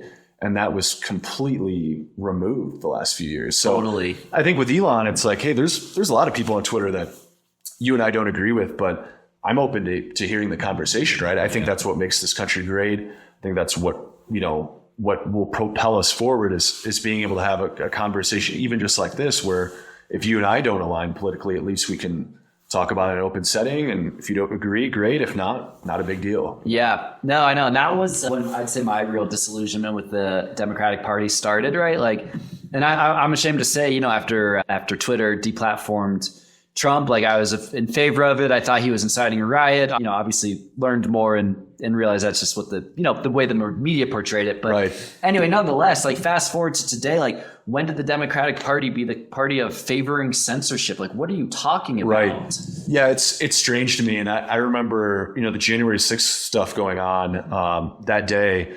And, of course, all the major news is covering it. I mean, it's this massive event. You're like, what am I even watching right now? Mm-hmm. And I remember seeing on Twitter that people were tweeting on both sides that it was the worst day in U.S. history since 9/11. Some were calling it even worse. And that's not to condone anything that happened there. But I just remember like seeing, that Trump is a war criminal, all these things that, I didn't necessarily agree with. I mean, I thought what happened was, not very good. But just all this, goes back to the hot take stuff. It's like, all these crazy opinions come out and then they get retweeted. And then you're like suddenly in this echo chamber that you're like, how did I even get in here? Why am I reading these tweets? Like, right. I'm getting upset about it. Or you go to someone else's Twitter and it's like, oh yeah, like I want more of this content because this is what I agree with. Right. Yeah. It's just best to see these different views. Now, what I wanted to ask you too, because of Elon's control of Twitter, will 2024 play out any differently to you? Because you'll probably see a little bit more of, the conservative or right wing approach. Or do you think Biden will win again? Will Biden make it? I was just curious your thoughts. Yeah, that's a good question. I mean, a few thoughts on that. I think, Warren, the next year and a half are going to be absolutely bonkers. Yes, I think it's going to make 2020 look like a nursery rhyme. I agree. To be honest. I agree. With regards to Biden, I think he's corrupt. I think his son is involved heavily in human trafficking. I think Biden is most likely as well. And I personally have gotten to be a pretty big fan of Robert F. Kennedy. So I'm going to do what I can to support him. And I think there actually is a very real chance he can make some moves. Now, that said, you look at what the Biden administration can do until then, right? I mean, they're talking about passing this Restrict Act. They're talking about giving full sovereignty over the U.S. to the WHO, right? And so if they hit us with the next pandemic before the next election, who the fuck knows, man? Well, I'm sure you remember this pretty well, but do you remember, it seemed like it came and went, but when like monkeypox was like the huge thing they were pushing, which just seemed strange because it's like, where did this suddenly become like the major news story? Yeah. And perhaps it was by coincidence, but it seems like that's kind of the time when people were done with masks. People were traveling again. Like people were just kind of over COVID. So I didn't know if that was, perhaps a way to reel people back in. Mm-hmm. Now, the scary part of all that is like, what's the next thing? Yeah. Like what could it be?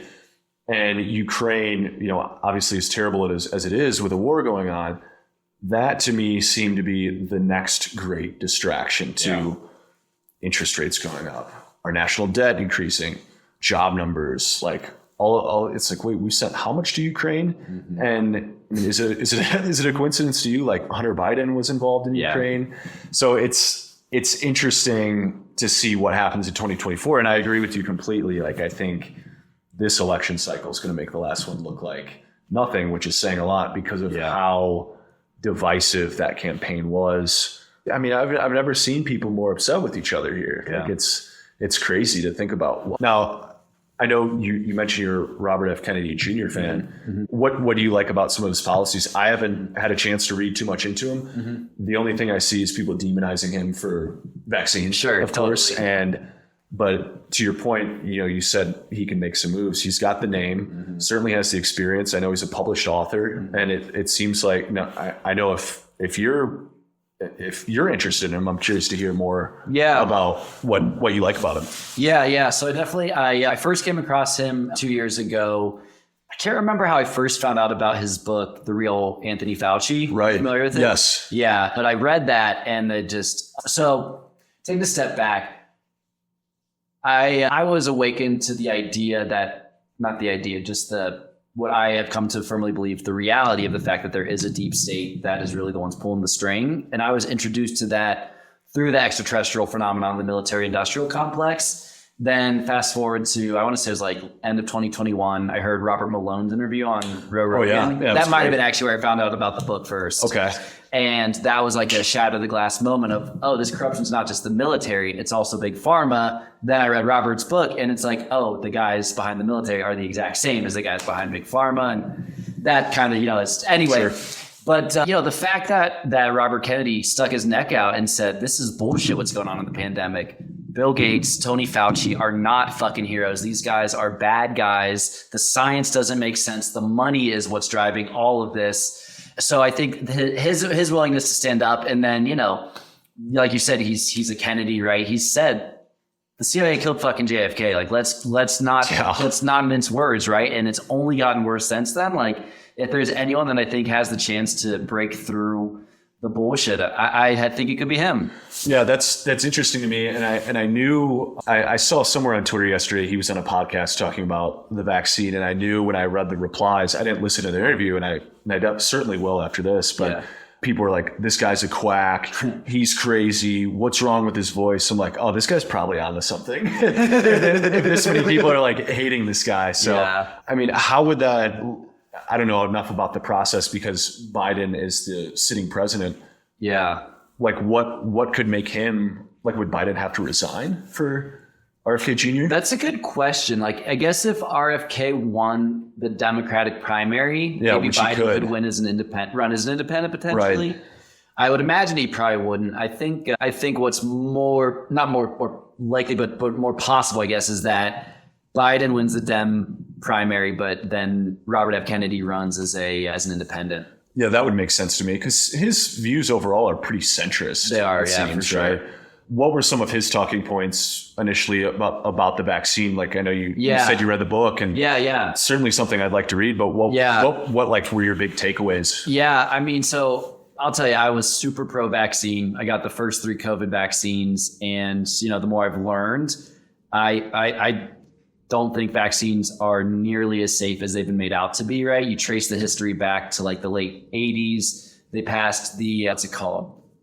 It's like the Vaccine Liability Injury Act or something like that, which basically protects the big corporations. Exactly. Removed all liability from big pharma. And you see the number of vaccines has skyrocketed since then. The WHO is talking about they've got like 300 new ones in development. No kidding. Chelsea Clinton's talking about we need to get all the big catch up where we got to give all these babies vaccines. Like it, I mean, look, like people call him an anti-vaccine, but he's like, I'm pro safety. And a lot of these vaccines just don't have long-term safety testing. They have all kinds of toxic chemicals that we're not looking into. So I think it gets back to big pharma. It's like, right. Like we all know big pharma is corrupt and they pay for our media. They pay for our politicians. That should be another, warning sign. Yes. Yeah. Why is it that we defer to them that, it's a new vaccine, it's safe, so we're if you say anything against it, you're a fucking wackadoo. Oh, dude, 100%. So I never got vaccinated because I had COVID pretty early on,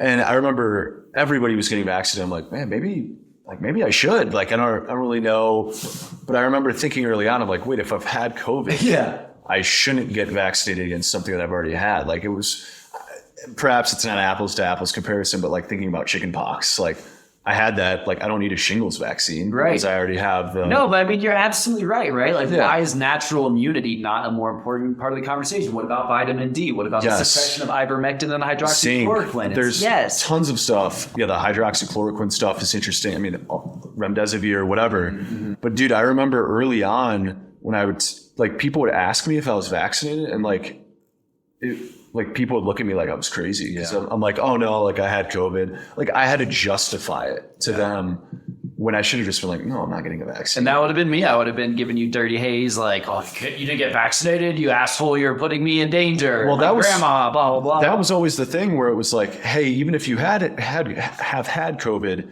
you know, do it, get the vaccine to protect your grandparents, protect your family, your neighbors who might be immunocompromised. And you know, my mom, who's in the healthcare field forever, I just remember, you know, she was in her early 70s when COVID started, 74 now.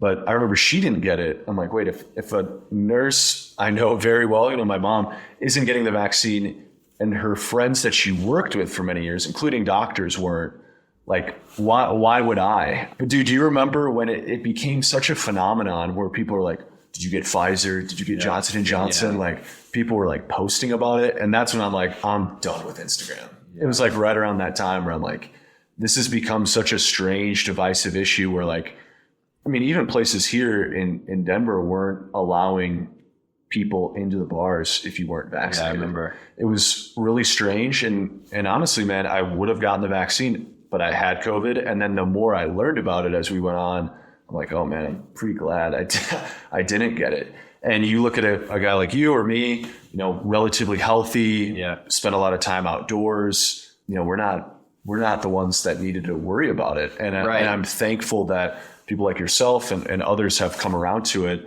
And it was never for me a matter of being anti-vaccination, anything like that. It was just like, no, dude, I had COVID. Like, there's no reason for me to get vaccinated. So I don't know, man. I mean, how many boosters were out before they declared that the pandemic was over? Because remember, it was, I think, late 2021 when the first boosters rolled out. I think that's right, yeah. And then there was a second, and then I lost track. Yeah, I'm pretty sure my parents have had 4 shots at this point, maybe 5. Okay. Yeah. And I think there were some countries that had even additional boosters. That sounds right, yeah. So what have you learned that, like, really, besides like big pharma, like, were there some like health effects that you learned about from vaccination? Yeah, let's see. So I actually just listened to another podcast with Robert Malone and Aubrey Marcus from like 2 months ago. Okay. And he gets really in the weeds with all of it, but basically he talks about how, you know, the spike protein just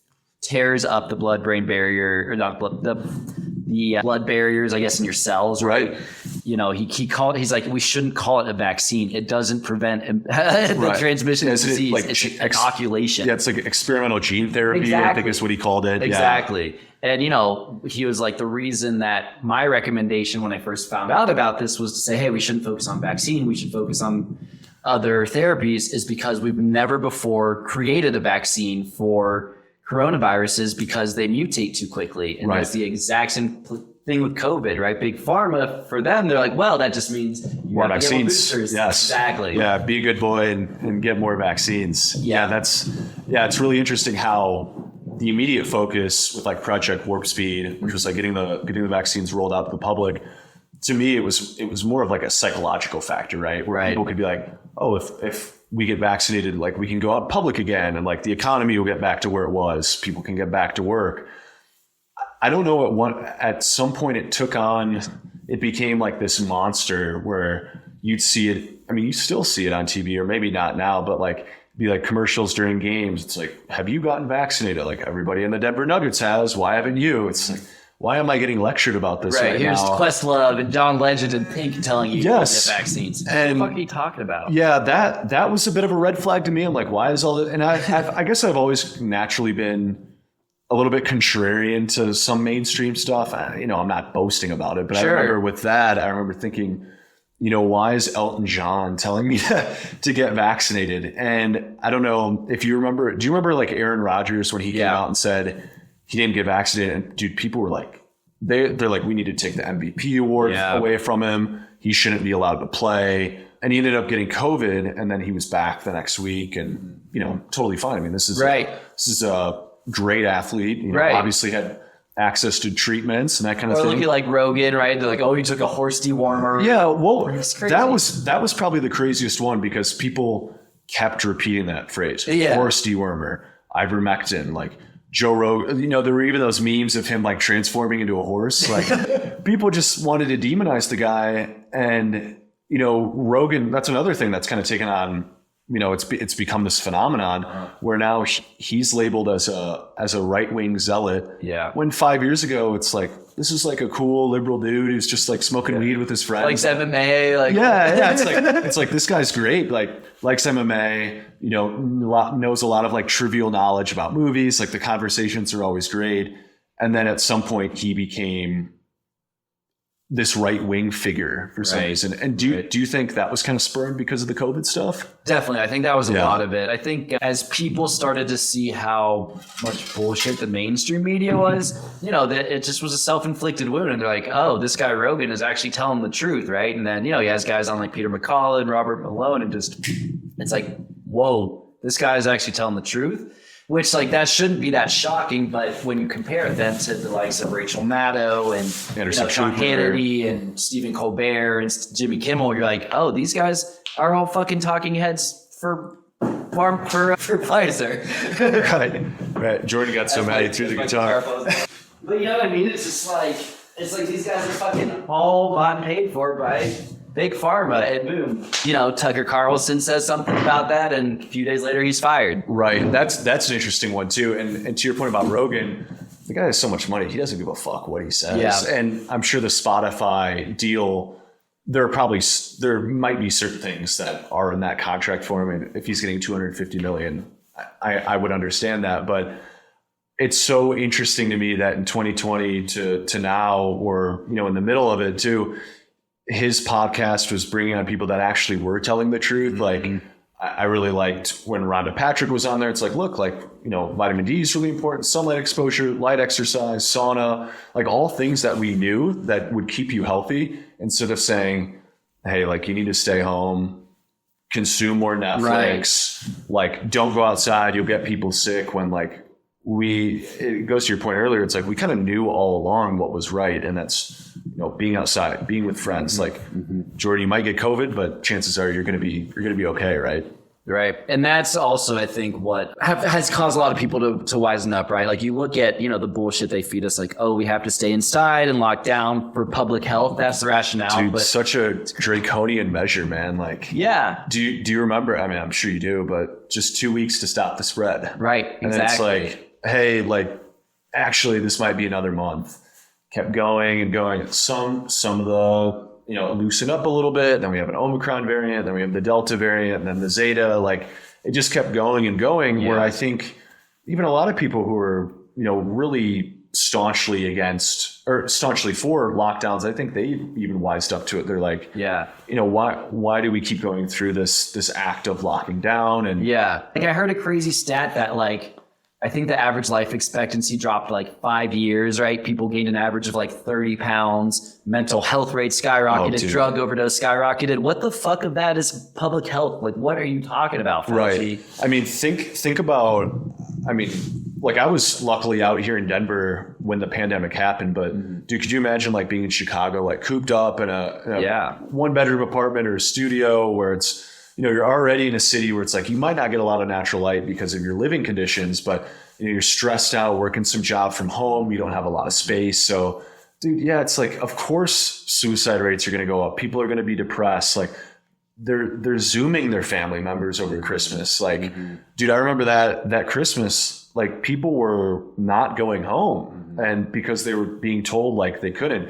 And that's not to say like the virus wasn't spreading and people could get very sick, but I mean, people like lost out on great opportunities to spend time with family, with friends. And it's like all because we're imposing these draconian measures to like keep people locked down. And like, what was the point of that the whole time? Yeah. Like Australia stayed locked down forever. Meanwhile, like, and I'm sure you've read a lot into this too. Sweden was just like, let's just let it ride and see what happens. And far happier society, people can make arguments against that too. They're like, oh, it's a very homogenized society. People follow a different routine. It's like, well, why didn't the U.S. at least give that a shot early on, right? Yeah. A lot of things that don't make sense with the decisions that were made. Yeah. What could be the next big thing that, 2020, we had this election. Yeah. Obviously a lot of protests. Yeah. We had the COVID, obviously the pandemic. Like, what could be coming in 2024, you think? We're going to have probably the most divisive election in our history. Is it getting involved in Sudan? Is it another pandemic? Could it be something you and I know you talked about this in a podcast with Spencer, but you accurately predicted the UFO thing when you said this will take over the news. People will be drawn to this red herring. I wonder if we have something like that happen again. Yeah, I think so. I think for me, most likely, I think it's a few things that are kind of, we're being pushed towards, right? I think one is certainly World War III, some hot conflict between us and Russia, which, let's be honest, we're already there. Right. It's just continuing to escalate. I think another pandemic, and if the WHO, this new treaty is passed, like what we're doing is we're taking the WHO from being an advisory agency who offers guidance to one that has legally binding sovereignty over the United States. And it's crazy that people aren't talking about this, but I didn't even know about this. So it's crazy. Who pushed this? I mean, is it the Biden administration or the Secretary of Health? It's the Biden administration. Okay. And why do they want to relinquish control to that? Is it just because of the pandemic? So basically, I think the last WHO treaty was signed in 2004. Okay. A few months ago, February, they proposed amendments to the treaty, which would it's literally just straight out of 1984, right? It gives them full sovereignty in the next pandemic. It gives them broad powers for censorship, for surveillance, for shutting down. It's crazy, man. And the worst part of all that is enough people may talk about it after the fact because they finally get the news that this happened, and there's no rolling that stuff back. It's not like the WHO is going to relinquish any of this control. Yeah. And I think we learned a lot of that during COVID, right? There are certain civil liberties that we have that were slowly rolled back. Mm-hmm. Things that, we might not ever get back, right? Yeah. Just monitoring. I mean, everybody knows their phone is listening to them at all times. And Snowden was the one to expose this and expose Verizon, AT&T. But I mean, we're constantly being surveilled. Yeah. And I don't see that going away at any time. I mean, just think 1984, really how far are we from this sort of dystopian, right? Everyone lives in cities, we're all in these apartments. You go to your job, you punch in on your computer, you take a token, whatever this dystopian society looks at. It's I hate to say it. I mean, are we really that far away from that sort of reality? Right. And are you familiar with David Icke by chance? I'm not, no. So he's been probably one of the most notorious conspiracy theory guys for decades, but the longer he goes on, the more his shit has proven true. Really? Yeah. And I don't want to misstate, but I think his interpretation is that, we're being pushed towards World War III. We're going to get into this hot conflict, and then boom, we've got ET false flag, which is really reverse engineered deep state craft, which is used as a red herring to force us into one world government and permanent police state. Yes, I actually have read a little bit about that theory, and I'm sure it was him too. But it does seem we are heading towards this. Whether it's the decline of America as we know it, or some sort of reset on multiple levels. And perhaps what kicks that off is a global conflict, whether that's with China, with Russia, like you said, we're already involved with Ukraine. It could be something as simple as China invading Taiwan. Yeah. We get involved somehow, or the Strait of Hormuz in the Middle East. Yeah. There's some sort of blockade, blocks the flow of oil. You have a massive conflict in the Middle East because of it. Man, it's scary to say, but it feels like there's so many trigger points throughout the world that could drag us into a potentially major conflict. And like you said earlier, the military industrial complex rolls on, man. Boeing, Lockheed Martin, Raytheon, these companies, war is great business for them. Yeah. And it's unfortunate, but it's the reality of it. Yeah. But I think also, like we were saying earlier, what gives me great hope is like that's always been the case. Right. Now we're just waking up to it, and we have the communication platforms to say these guys are fucking lying, right? Yeah. The emperor has no clothes. Let's catch him with Yes. his pants down, and we're not doing that. Right. No, that's a good point. I'm really curious to see what America looks like 50 years from now. Yeah. Because the advancements that we've had in technology. I mean, just think like your parents and you're a kid, them explaining like Twitter used to you when you're like 8 years Right. old. Or it's like, yeah, you can like watch movies on this phone. It's like, wait, I can call people from it too? Like it just seemed so far in the future, probably for us as kids, to have all these advancements that we have now.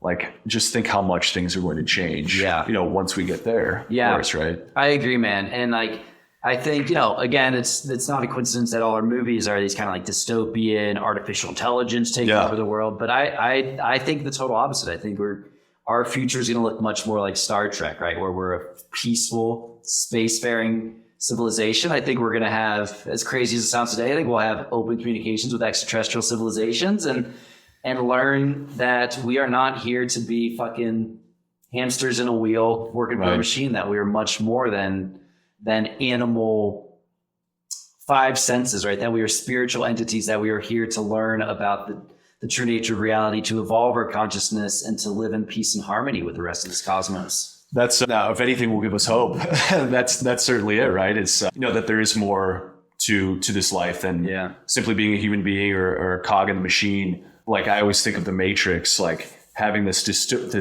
utterly dystopian take on, you are just a part of the system, you're a number. And I think it's easy for everybody to get bogged down in that sort of reality or this sort of hypothesis that that's what's coming. But, it's best for us to remain hopeful and keep our eye on the horizon for what is coming that will be great for us as a civilization. Yeah, I heard something really cool on a podcast recently where they're saying that matrix, like that word actually comes from the Latin for mother. Okay. And this idea of the matrix is really just higher dimensions, right? Like we live in this very dense, very limited three-dimensional reality. Right. But these higher realities that where our essence come from, like that is who we really are. We are much more than just these physical beings locked in a body for 100 years or so. Right. Speaking of the Matrix, I always think this is really interesting, but you know who directed the Matrix? The Wachowskis. Yeah. That several years ago, they both became women. Yeah. Which I thought was really interesting. And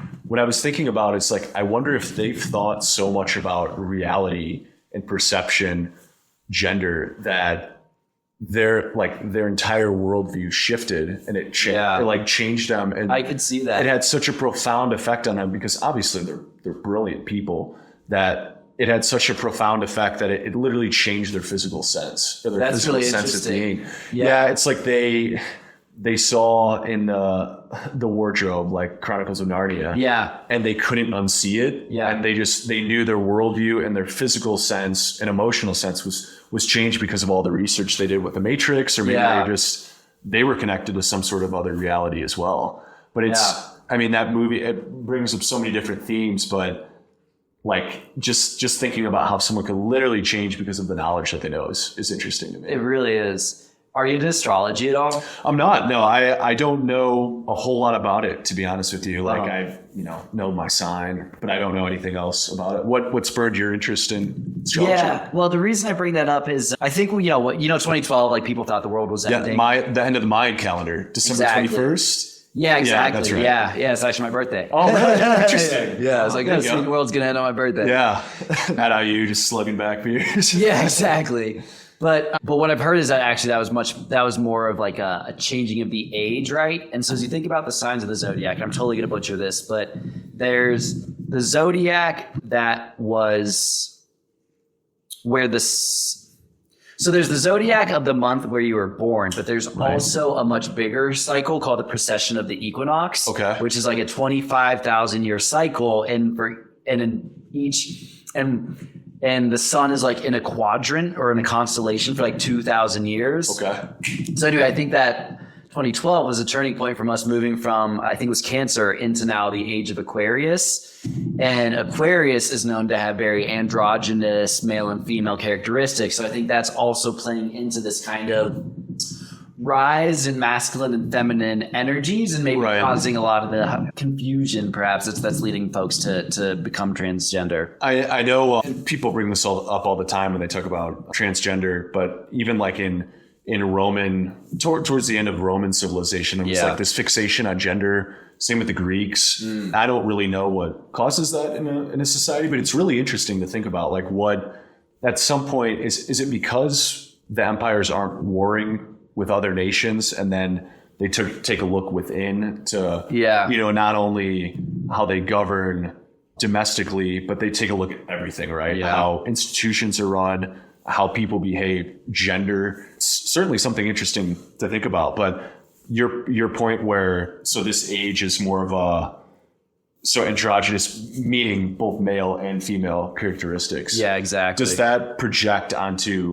like other aspects in this world too? Do you feel like with warring or peaceful times? Definitely. And I think it gets biblical too, right? Like, and like when we hear about these ideas of the apocalypse, like I think that what Christ and Hermes and Thoth before him were predicting is exactly what's happening right now, right? The end of an age, but it's not the end of the world, right? It's actually, in fact, an unveiling of the darker side of humanity, of what's really going on within the military-industrial complex, but as a way for us to transcend into what comes next and what's frankly better. Right.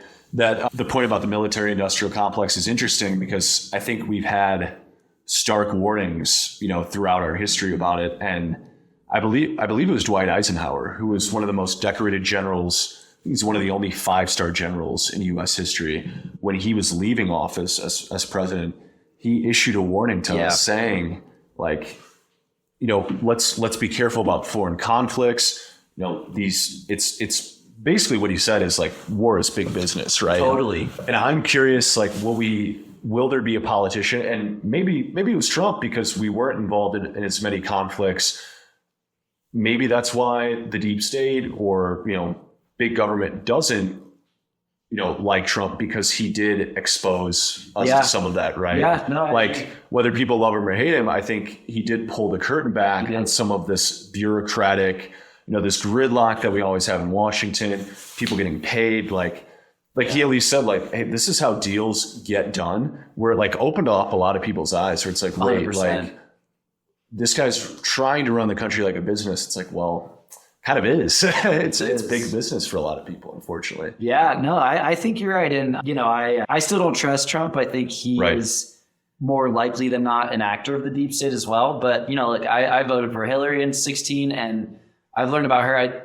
Frankly, I think she's pure evil. I've heard, you remember Anthony Weiner when, he got busted? We should talk more about him. But of course, because he was into all kinds of weird shit. Exactly. He got busted with tweeting a girl, right? Well, that's the limited hangout, right? Okay. What I think actually happened was much, much worse. And I've heard that the New York police officers who found his computer, which is a similar story to the Hunter Biden laptop, where it just had all kinds of horrific pedophilia, who knows what else. But one of the things that's rumored, and look, I've been down some rabbit holes, so I don't speak to the accuracy of any of this, but I've heard some pretty disturbing things about what Hillary Clinton was doing at Jeffrey Epstein's island, and adrenochrome is some real shit. It's not conspiracy theory nonsense. Yeah, and that's isn't that a part that's taken from blood? Yeah, exactly. So I think it's in the pituitary gland. Okay. When you're really terrified, your blood makes adrenalized crow. But you have to get it. You have to basically get the pituitary gland out immediately. So you have to be present basically as people are getting murdered. So that goes back to the Moloch, Bohemian Grove. Exactly. Yep. All these. Baphomet. Yes. Who's an androgynous transgender type character. That's an excellent point. Does this all, it's because when you tell people about this stuff, it's like, oh, that's just a silly ancient totally ritual. You read this on Wikipedia somewhere, but it's the Aztecs were doing, sure, human sacrifice, the Romans, the Egyptians. What's to say that these sort of esoteric, really strange, to us rituals aren't still going on? Does anyone really know what was going on at Bohemian Grove still? Right. People have tried. What's discussed at Bilderberg Group? What was being discussed at Epstein's Island? I want to ask you, like, what all, I mean, at Epstein's Island, do you think it was just recording people to get blackmail, to influence political decisions, war, the exchanging of money between nations? Like, what do you think was going on? I think all kinds of disgusting things. I think Yeah. all that. I think murder. I think sacrifice. I think adrenochrome harvesting, organ harvesting, and not just Epstein's Island. I mean, I think that was definitely like a hub for it, at least for a lot of the elites. But I think it's happening all over the world, unfortunately. Yeah, it's the more, I mean, you mentioned Hillary, but like, the more you look into that stuff, it's like, these people are super seedy, man. And to your point, while I don't know if Trump could be trusted, I certainly couldn't trust Biden with all these connections to Ukraine, China. The Hunter Biden stuff is really strange the more you look into it too. Yeah. Have you heard of Kathy O'Brien? No. So I actually learned about her story from David Icke, but she allegedly was sold into MK Ultra as a child. Whoa. Her father was a rampant pedophile, raped her from day one basically, and she lived like almost 30 years in Project MK Ultra, and she's been testifying openly for almost 30 years now against Bill and Hillary, against George H.W., against Dick Cheney, against Jared Ford. Exactly. Of course not. Because they also control the attorney general, right? She's talked about Bill Barr. I'm trying to remember. Anyway, how the AG, who's always been part of the deep state, is able to quash this all under national security. So you initially heard about this through David Icke? Yeah, exactly. Because he had talking about it, but everyone else she's just silenced to it, or they dismiss her as a crazy person. Exactly. Right? So what were some of the things she was saying? Is that she was around these political figures? Yeah. And they were, doing sinister things. Exactly. Man, that's pretty terrible stuff. Yeah. Now, how long did MK Ultra run for that we know of? So I think it was allegedly shut down in like the early 70s. Okay. But I think it's still going on. I think so too. And, people are like amazed and like, yeah, Charles Manson was part of that. Like, he was hired brought on to be part of these experiments. They kept going and going. Oh, what's that great book? I'm sure you've read it, all about the MK Ultra and the CIA. Chaos, that one? Yes. I haven't yet, but I need to. Yeah, that's what it really, I mean, it just kind of uncovers like how deep this goes, like the initial planning with it all. And I think you're right. Like this sort of stuff, this mind control is still going on. We just don't know. Yeah. Like, it's crazy, man. Is it happening with social media? Like with algorithms, with TikTok, Instagram, like all these things are doctored to elicit some sort of response to you. Like, who says that isn't part of the game as well, right? Yeah. And it's funny you bring that up. And I listened to the author's interview on Rogan who wrote Chaos. Tom O'Neill. That's how I heard about it. Yeah. Okay, cool. And he mentioned, do you remember the part where he's talking about he was going to meet with the senator who he thought was involved and then got scared and didn't? Right. Funny enough, I was reading Kathy O'Brien's book at that time, and that exact character shows up in one of the scenes where she's being raped by Dick Cheney. It's fucking crazy. Yeah, you want to talk about a guy with some...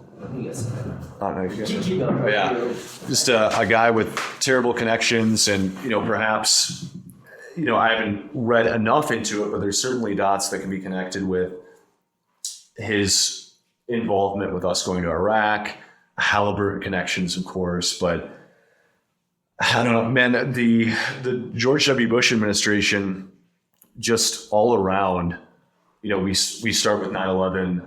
We immediately go to Afghanistan and Iraq to, stop terrorism.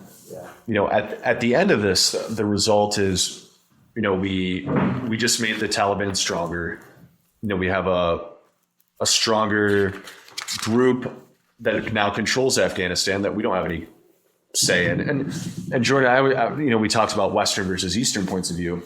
Also, glad you brought that out. But it's interesting to me, the U.S., we go to Afghanistan, Iraq to instill democracy to a group of people, especially in Afghanistan, where it's always been a very regional, people live in the mountains, people farm, that kind of thing. We tried to instill democracy in a place like this. And it's like, to what end? Like all the 9/11 hijackers were trained in Saudi Arabia, but we didn't want to mess with that because of our connections and oil and that kind of thing. But I'm going on a rant here, but just thinking about Dick Cheney and the Bush administration's connections and how we got involved, it's all it's all very strange to me. Exactly. Certainly. Yeah. There's a lot of parts of the official narrative that don't make sense. Arlen Specter is the guy I was thinking of. That's right. Okay. Yeah. I want you to read that book for sure. We can talk about it again at some point. Yeah, you should read this one too. It's wild. This is Kathy's book. Okay. Yeah. Where did you pick this up at? It's on Amazon. Like it's all out there, right? It's just you got to know where to look. So I just pulled up the Kathy O'Brien's book, Transformation of America. And what we were mentioning earlier, so Tom O'Neill's the guy who wrote the Chaos book. That's right. And in that Rogan interview, he talks about, I almost met with Arlen Specter. He came across his name in some materials. And then he ended up bailing because he was afraid that, he frankly might get assaznated, right? And he's like, yeah. So Specter's dead now, but he's like, oh, I probably just I probably should have gone, blah, blah, blah. Well, I think he should not have gone. And here's the part in Kathy's book where she talks about it. So my friend and I were photographed together for Larry Flint's commercial My friend and I were photographed together for Larry Flint's commercial pornography publications and featured in the illicit films that contributed to funding CIA covert operations. In addition to this, she and I were able to spend 2 weeks together when her husband/handler traveled to Houston's farm in Tennessee for instructions on handling his new bride. I was maid of honor for my friend's wedding, which was no more a marriage than mine to her husband, Houston. As was customary with Project Monarch slaves, her marriage to her handler equated to marriage to her mind control owner, U.S. Senator Arlen Specter. The wedding I was forced to participate in was for pornography purposes only, and it took place in Arlen Specter's Connet Lake house in Pennsylvania. Specter's stone house was located in a wooded, remote setting and was masculine in decor. Side rooms were either designated for perverse sex or were furnished with antiquated NASA virtual reality and programming equipment. The musty smell of Specter's playhouse was overpowered by the scent of roses, which he symbolically presented to his slave on their wedding day. Man. What year was that? 95. Okay. Man, there's a lot to unpack there. Yeah. Well, she published this in 95, I think. I don't know when that event took place. How old is she now? She's pretty old now. So she was 30 when she got rescued out of MK Ultra, and I want to say that was like late 80s. Okay. So she was very young when this initially... Yeah, she was sold in at like age 6, I think. Okay. Yeah, it makes you wonder how much more of this is going on, how many people are affected, right? Yeah, so pornography funding the CIA. Yeah. Like, what do you think pornography could be part of the deep state, like Definitely. mind control? I think so too. Yeah. I think there's just so many aspects of like things that are part of mainstream culture that, and unfortunately pornography has become something that is consumed by a lot of men and I think women too, that it is like a mind control. It dulls people. I think there's something to be said about like getting, being present, having real human relationships, but doing that, it's like the easy way out for people. Mm-hmm. Perhaps they're lonely. I think, pornography is certainly an aspect of mind control. Yeah. And I think it's also like a feeder into, human trafficking, child sex abuse. Like I had my friend Paul Hutchinson on a few months ago, and he's been on over 100 undercover missions to foreign countries to rescue kids out of human trafficking. And he's like, yeah. And, he's like, I meet these Johns and they all tell me the same story, right? Like where, they were never into kids, right? And then they got addicted to porn, and then that just led them to start looking for child porn, and they got younger and younger. Do you think it's just never enough for some of these rich and powerful, like, because you always hear, when you hear about the Jeffrey Epstein stuff and like with minors, it's like, what would make someone do that? Is it just this perverse where they keep going down and down, and it gets so like, I don't even know the word to describe it, just perverse that's the only thing that they're into at that point? Like, I guess so, man. It's crazy. It's crazy. It really is. Oh, man, I don't even know what else to say about that. Yeah. Well, I think we've gone down that dark rabbit hole today. What about let's talk a little bit of history, right? Like, sure, that's something that you're super into as well. Yeah, I'd love to, man. So I want to ask you, like, what's your interest level in history, or like? Yeah, I've always been into it. I don't necessarily know why it's been something that's resonated. Although, as I've learned more about astrology, I'm an Aquarius, a Sagittarius, and Sagittariuses are known to be like historians, to be teachers, right? Okay. So I think that certainly That makes sense. into it. That's cool, man. Yeah, I've part of like studying history in college, and that was my major, which of course has nothing to do with what I do now, but gotten to learn like a lot of really cool different things, going back to like the Renaissance all the way through modern times, of course. And I think my favorite event to tell people about, there's a couple, and I'll start with the shortest one first, is learning about the Emu War. Is that something you've heard about before? I've heard about it, but couldn't tell you anything about it. Yeah, so it's even when you say Emu War to people, they're like, dude, what the hell are you talking about? But it's something I find so fascinating because you had, in the literal sense, a group of emus against a modern Western military at the time. So you've got the way this... That's so wild. Yeah, so the way this whole thing started, it's just hilarious. Like the whole thing is something out of a movie. Like It's something you couldn't believe. So to set the background here, Australia, of course, fought in World War I for the Allies. I think they're deployed all over Europe. These farmers get back and they're granted land in Western Australia, which to that point, man, it was like pretty barren, but there were some wheat fields. So they told all these soldiers, it's like, hey, thank you for your service. We're going to give you all this land in Western Australia, which of course is away from like Sydney, Brisbane, all these places where they probably wanted to live. But these farmers took them up on it. They started settling in Western Australia. And they realized that the land was like pretty shitty, but they can make do with some wheat and some government subsidies, but it wasn't enough really. So Western Australia wanted to succeed from Australia. They wanted to totally break away, become their own country, right? Uh-huh.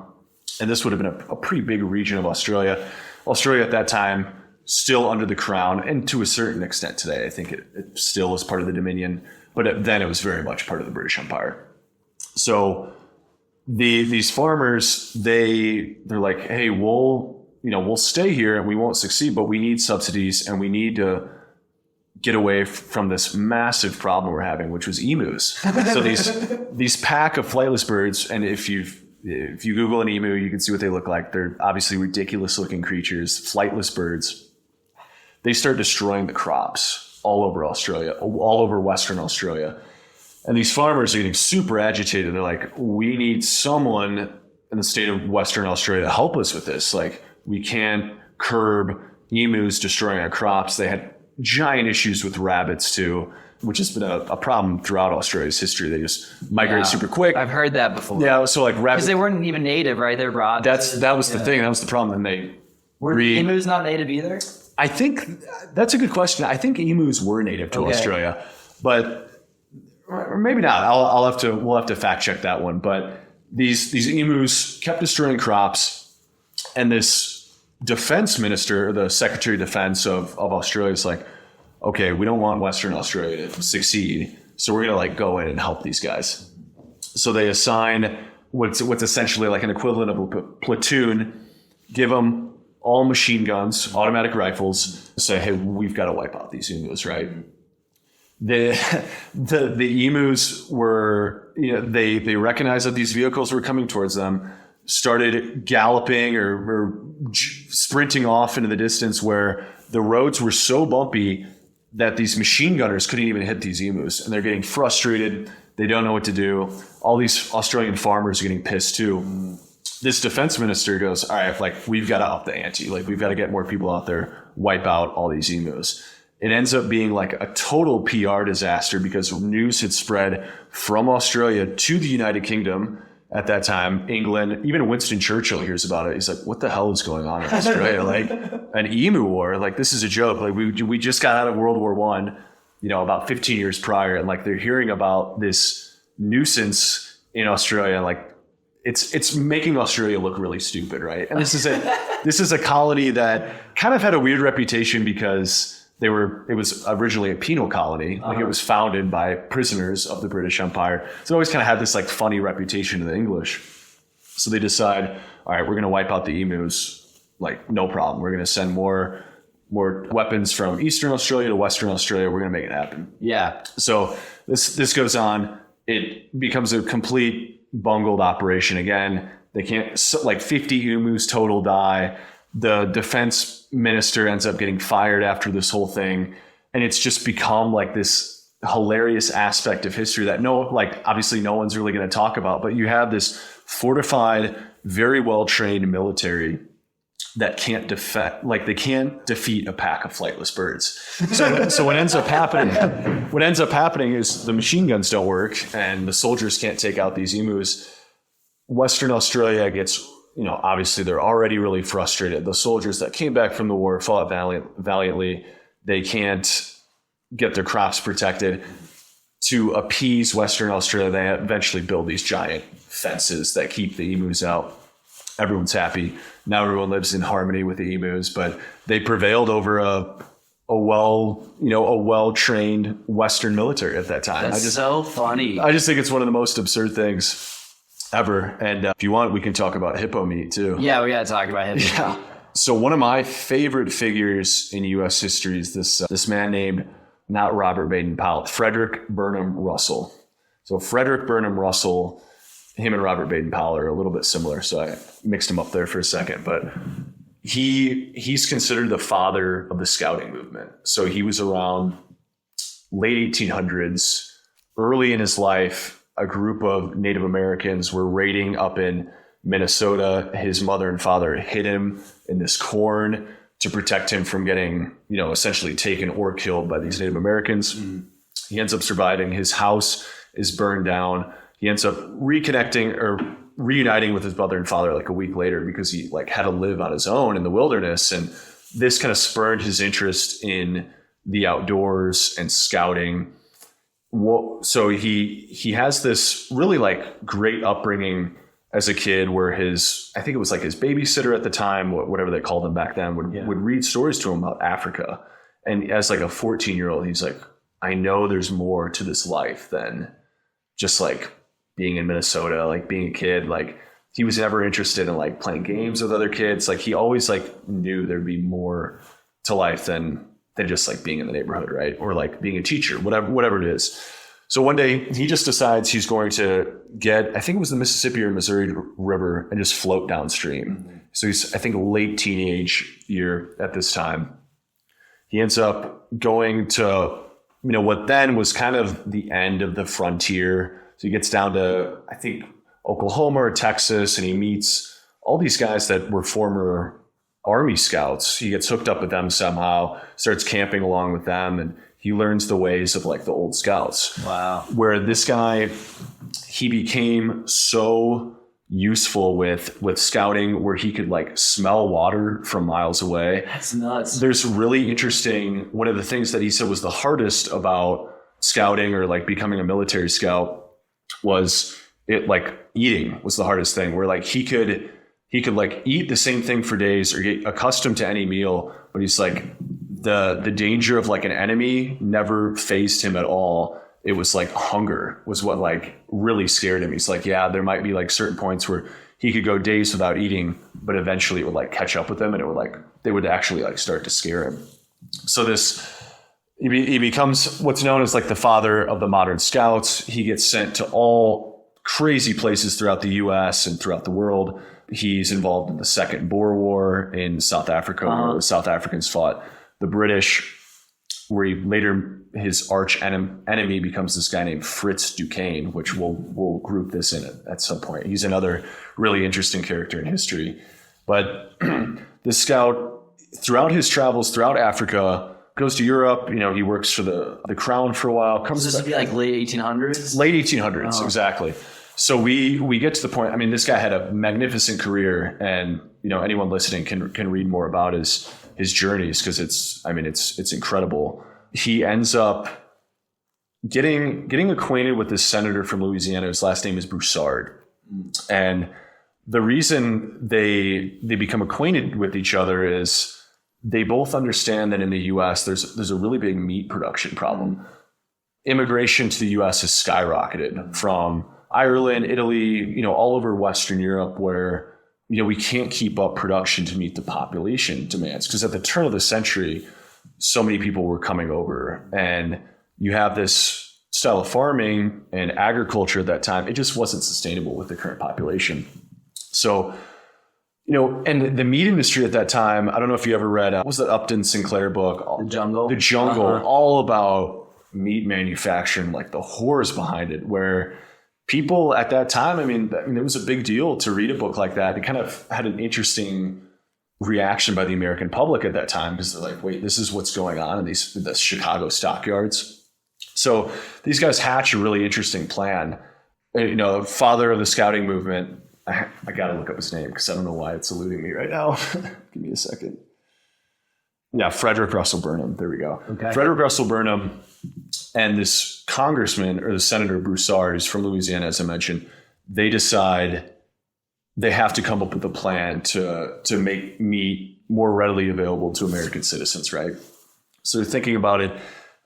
They've imported camels to the American Southwest. Like, there's things that they've thought about and they've done, but they're like, this isn't a sustainable solution. So what they come up with is throughout his travels in Africa, he's like, well, we could bring hippos over here. Like, I've been on camps where hippo brisket's excellent. Wow. Like, we can eat hippo. Like, it'll be easy. We'll bring them over on a boat. And this Congressman Broussard's like, this is a great idea, because what's really different from Louisiana, Florida, Mississippi, like climate wise, topographically, geographically, than like Africa. So they have this like brilliant idea where they're like, we're gonna make hippo meat the new thing in the United States, right? They come up with this idea, and it's twofold, right? Because it can fix the American meat problem, or the shortage. And this is really interesting too. Another layer of the story. Japan gifted New Orleans these flowers that grow in water in 1884. They gift these flowers, and I'm not exactly, I think it was kind of a symbol of peace to the U.S. And it's this invasive species that grows. It kept growing and growing all over the waterways through New Orleans, up the Mississippi, where it actually starts blocking trading routes. No way. Super interesting. So they decided, like, well, hippos will eat all of these as well. So not only will we have them here, but they have something that they can eat, they can graze. It's going to solve all these problems. These guys continue to push this to Congress. They're like, we're not really so sure about this, but they really pitched this idea well, because they're like, why is a pork chop or a steak so like appetizing, or why are you so used to it? It's just because you've had it forever. Like, sure, bringing over this other animal doesn't make anything different, other than like, you just have to get used to it and condition yourself to it. Yeah. So they pitched this for years in Congress, and they even start this society. I think it was called like the New York Food Society, where they get some financial backing. They kind of have some shady investors get involved, even back in the 1900s. It's like these guys get involved that want to put their money somewhere, but they're not really sure like the motives, and they really want to have the backing of the senator. Broussard, the senator, ends up dying, I think, in 1917. So it's like right at the dawn of when the U.S. is going to get involved in World War I. And it ends up, the Congress decides that instead, and this is a really interesting lead up to today and something we can talk about, but the way the U.S. is going to farm and produce food, hippos aren't going to be the answer. It's going to be too logistically complicated to get them over. The American public isn't going to be able to get used to having a hippo. Who's going to order a hippopotamus brisket on a menu? There's all these like different things that they decide to shoot the idea down with. But what they do decide to do is, it's the advent of factory farming. So they changed the way now you have the Tysons, the Purdue's. Yeah. But that was kind of the advent of it is, we're not going to bring in another species that, who knows what could have happened. It's a fascinating story, right? And you have these characters involved that what drew them together to bring the hippopotamus here is super fascinating in a really weird aspect of American history. But it led to, it encouraged the conversation enough to where members of Congress are like, we're doing this wrong. We need to really pump out food. Might not be in the safest way. There was something I wanted to read to you from this excerpt of this book I read that I thought was really interesting regarding this. Cool. So that's essentially how America did choose to break through the Malthusian barrier that the new food supply society saw coming in 1910. Rather than diversify and expand our stock of animals, we developed ways to raise more of the same animals in more places. Gradually, that process led to factory farms and mass confinement operations we have today.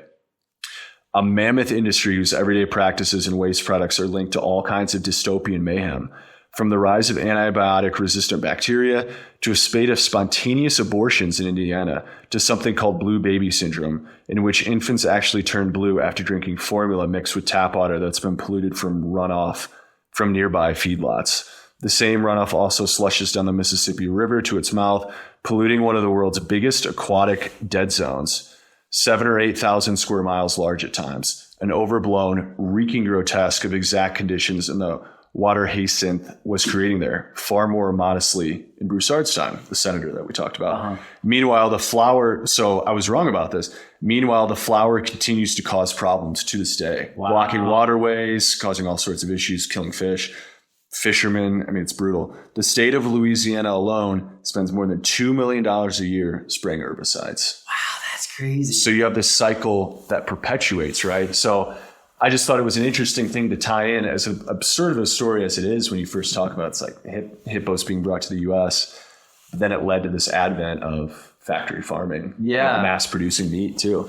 And it's funny how both the story you just told, like just the devastation these invasive species have caused these habitats. It's funny. Yeah, it's not funny, but it's crazy. Yeah, what do you think about? I mean, we could go on about this for a while too, but like this, it seems in the last 5 years we've really had a lot of these different sorts of like newer meats come out, like whether it's like what is it, Beyond Burgers, like those sorts of things too. Do you think that has its place, like, and will continue to be an alternative to meat? I don't know. I don't trust it, frankly. And you and I think probably feel the same way. It's like because it's being pushed so much, and you know, I've heard you talk about this before, but it's like the 2030.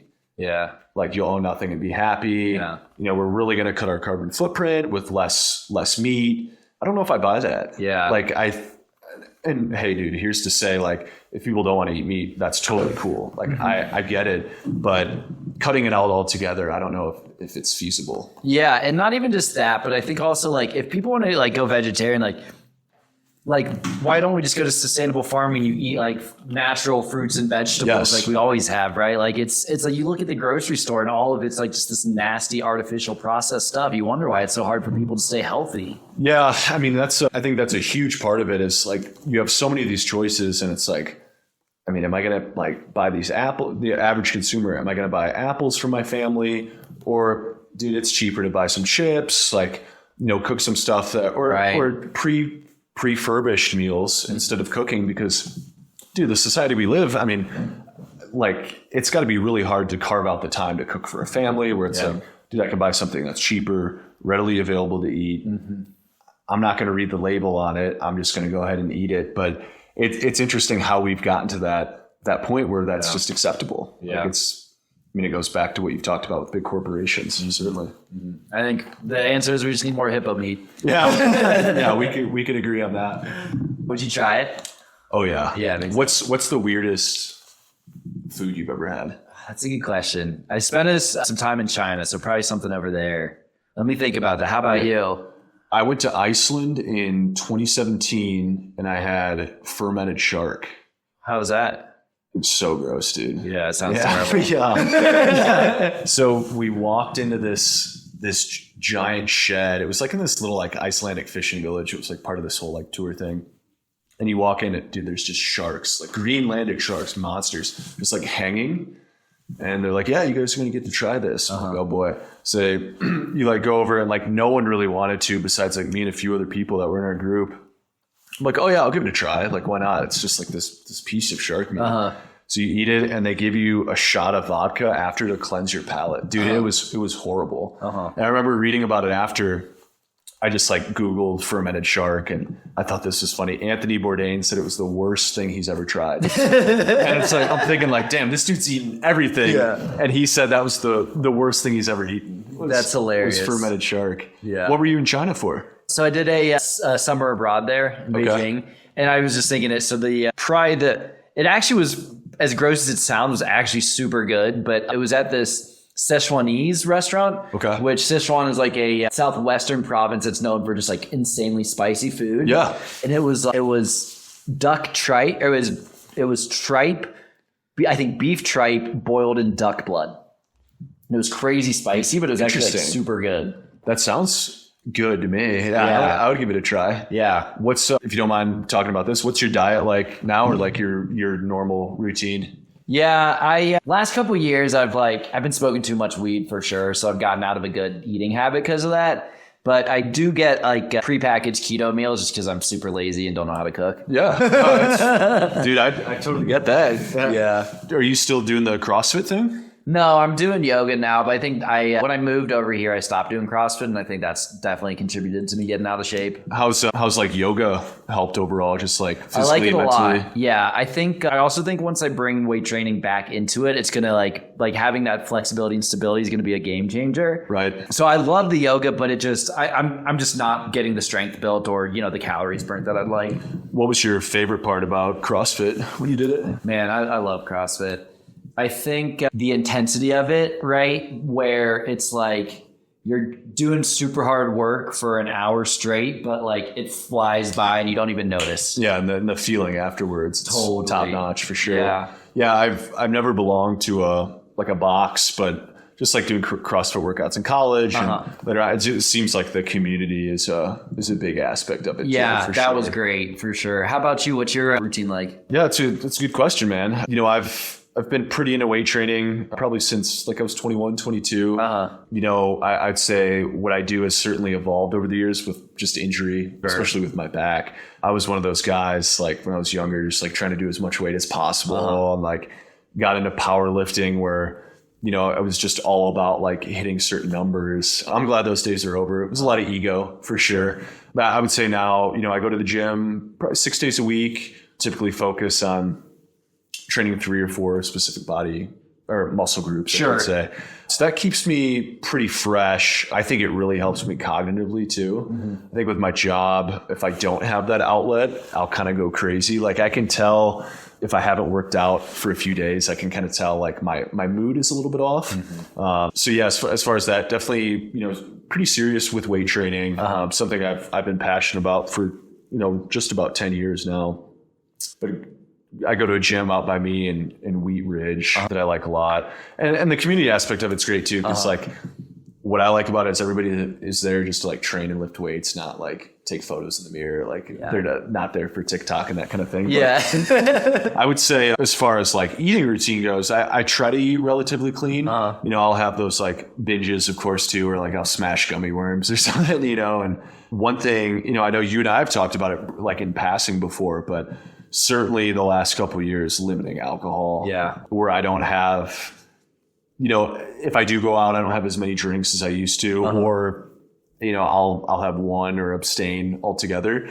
And I think that's really given me, dude, I just remember waking up on Sundays and being like, man, like, I don't even know if I can go to work tomorrow. Yeah. Like I feel so hungover and just like so sluggish. So I think like cutting back drinking, sticking to a good routine with my food habits. Typically what I like have for dinner, like some simple white rice, salmon, another vegetable, that kind of thing, just to, have a balanced diet of sorts, keeps me feeling pretty good. But certainly cutting out alcohol has like, dude, I feel better at my age now, and I'm only 31, but than I did when I was 22, just because of that. Sure. Certainly. Yeah, I mean that definitely made a big difference for me too. How's your back now? Much better, man. And I'm very proactive with my routine. So like, I don't know. Have you ever heard of Dr. Stuart McGill by chance? If you get a back injury, you'll definitely hear about him. So he's this Canadian doctor, and he coined the McGill Big Three. So it's bird dogs, side planks, and then these kind of like modified crunches. So when I first hurt my back, I was scouring Reddit. I'm like, how do I, fix my back? Like, and how did you hurt it again? So I initially heard it, I was playing basketball in New Zealand, and I just fell hard on it and kind of had some sciatic pain. And what really screwed me is I kept playing rugby. Like not only while I was in New Zealand, when I got back to college, I kept playing. kept playing the year after that to the point, dude, it was like, cause I just thought, I'm like, oh, I pulled something. Like, Sure. I'll just play through it. I remember I was at the gym one time squatting and I had this like super intense pain and just being like, okay, something isn't right. Like I need to look into this. And L4, L5, so the lowest discs were herniated, which is where like two discs are pushing together to the point where the fluid that keeps your disc like lubricated was coming out and hitting a nerve, which caused like severe like leg pain to the point where it was like really numb. Just brutal. But yeah, back is doing great now because of the McGill Big Three. Like I do those every time I lift, I warm up that way. It's just part of my routine. A couple of videos that I found on YouTube, like stretching wise, that really, really help kind of loosen up the hamstrings, obliques, lower back, build up the hamstrings, like muscle groups that I never really focused on. That it's like, this is so important. That even like walking correctly and like trying to sit a little more upright, being a little more conscious of just things like that. But I try to get a massage every couple weeks to loosen everything up. And then, have you ever been to Stretch Lab? There's one on 38th, but there's a few in the Denver location. But it's almost like a physical therapy. But anybody can drop in, and you do like a 50-minute stretch, assisted stretching. So that's really helped me just keep like hamstrings loose, quads, things that I never would have really thought about prior to going there. But dude, it's awesome. Like I would recommend it. Okay, cool. Like, and even if you're not like lifting or running right now, whatever, like it's great to just like stretch, dude. Like and you just go like pay for a drop in or something. Yeah. Yeah. It's cool. I think you'd enjoy it, but yeah, the routine right now, it's pretty solid. You know, I wish I had a little bit more time in the day, so I wasn't like rushing from work to the gym, so I could kind of get everything cleared up that way. But it's one of those things, man, where it's become such an ingrained part of my day that it's not something I miss if I don't have to. Yeah. You know? That's great, man. That's a really good habit to build. Yeah. What else you got for me? I think that might be it, man. This is a killer conversation. It was. Man. Yeah, it was. It was great, man. I know, we took a couple dark turns there. But I think you and I both learned something. Yeah, at least a few things. So I appreciate you having me on, man. It was great to reconnect as well. Absolutely, man. I appreciate you coming on, and we talk about dark topics on this podcast a lot, and I don't do that to like scare people or any of that kind of stuff. I think it's people deserve the truth. People want the truth, and that's the only way we get past this situation we're in right now is when we recognize the true nature of the problem. Right. I think, the sooner people realize that too, like we can get closer to a solution. Yeah. And, like, everybody be happier, have these conversations again. And I was just stoked to come on here with you. And well, and I meant to tell you too, I mean, it's full circle for me too, because I think the first time I even heard of like QAnon, right, was you and Connor talking about it. And I was like, what is this, right? And then it's like fast forward and you're like, holy shit. And I still have a lot of mixed feelings about that. And I think it's anyway, not to go down that rabbit hole, but anyway, just point is like, I appreciate being able to talk about these kind of things with you for sure. Right. Yeah. Connor would be a good guy to have on here too. Yeah. Cause I know you guys have a lot of overlapping interests and like, especially with crypto, those sorts of things too. But yeah, I remember like some of these topics that we talked about now, had we talked about them 3 years ago, like it would have been like such like people would have been like, why are these guys talking about this? Yeah. But now it's like, we can come here, have this conversation, and talk to a ton of other people about the same things, man. So it's exciting, and I'm stoked to have that conversation with you, man. Hell yeah, man. Well, thanks for coming on. Of course. All right, brother. Later.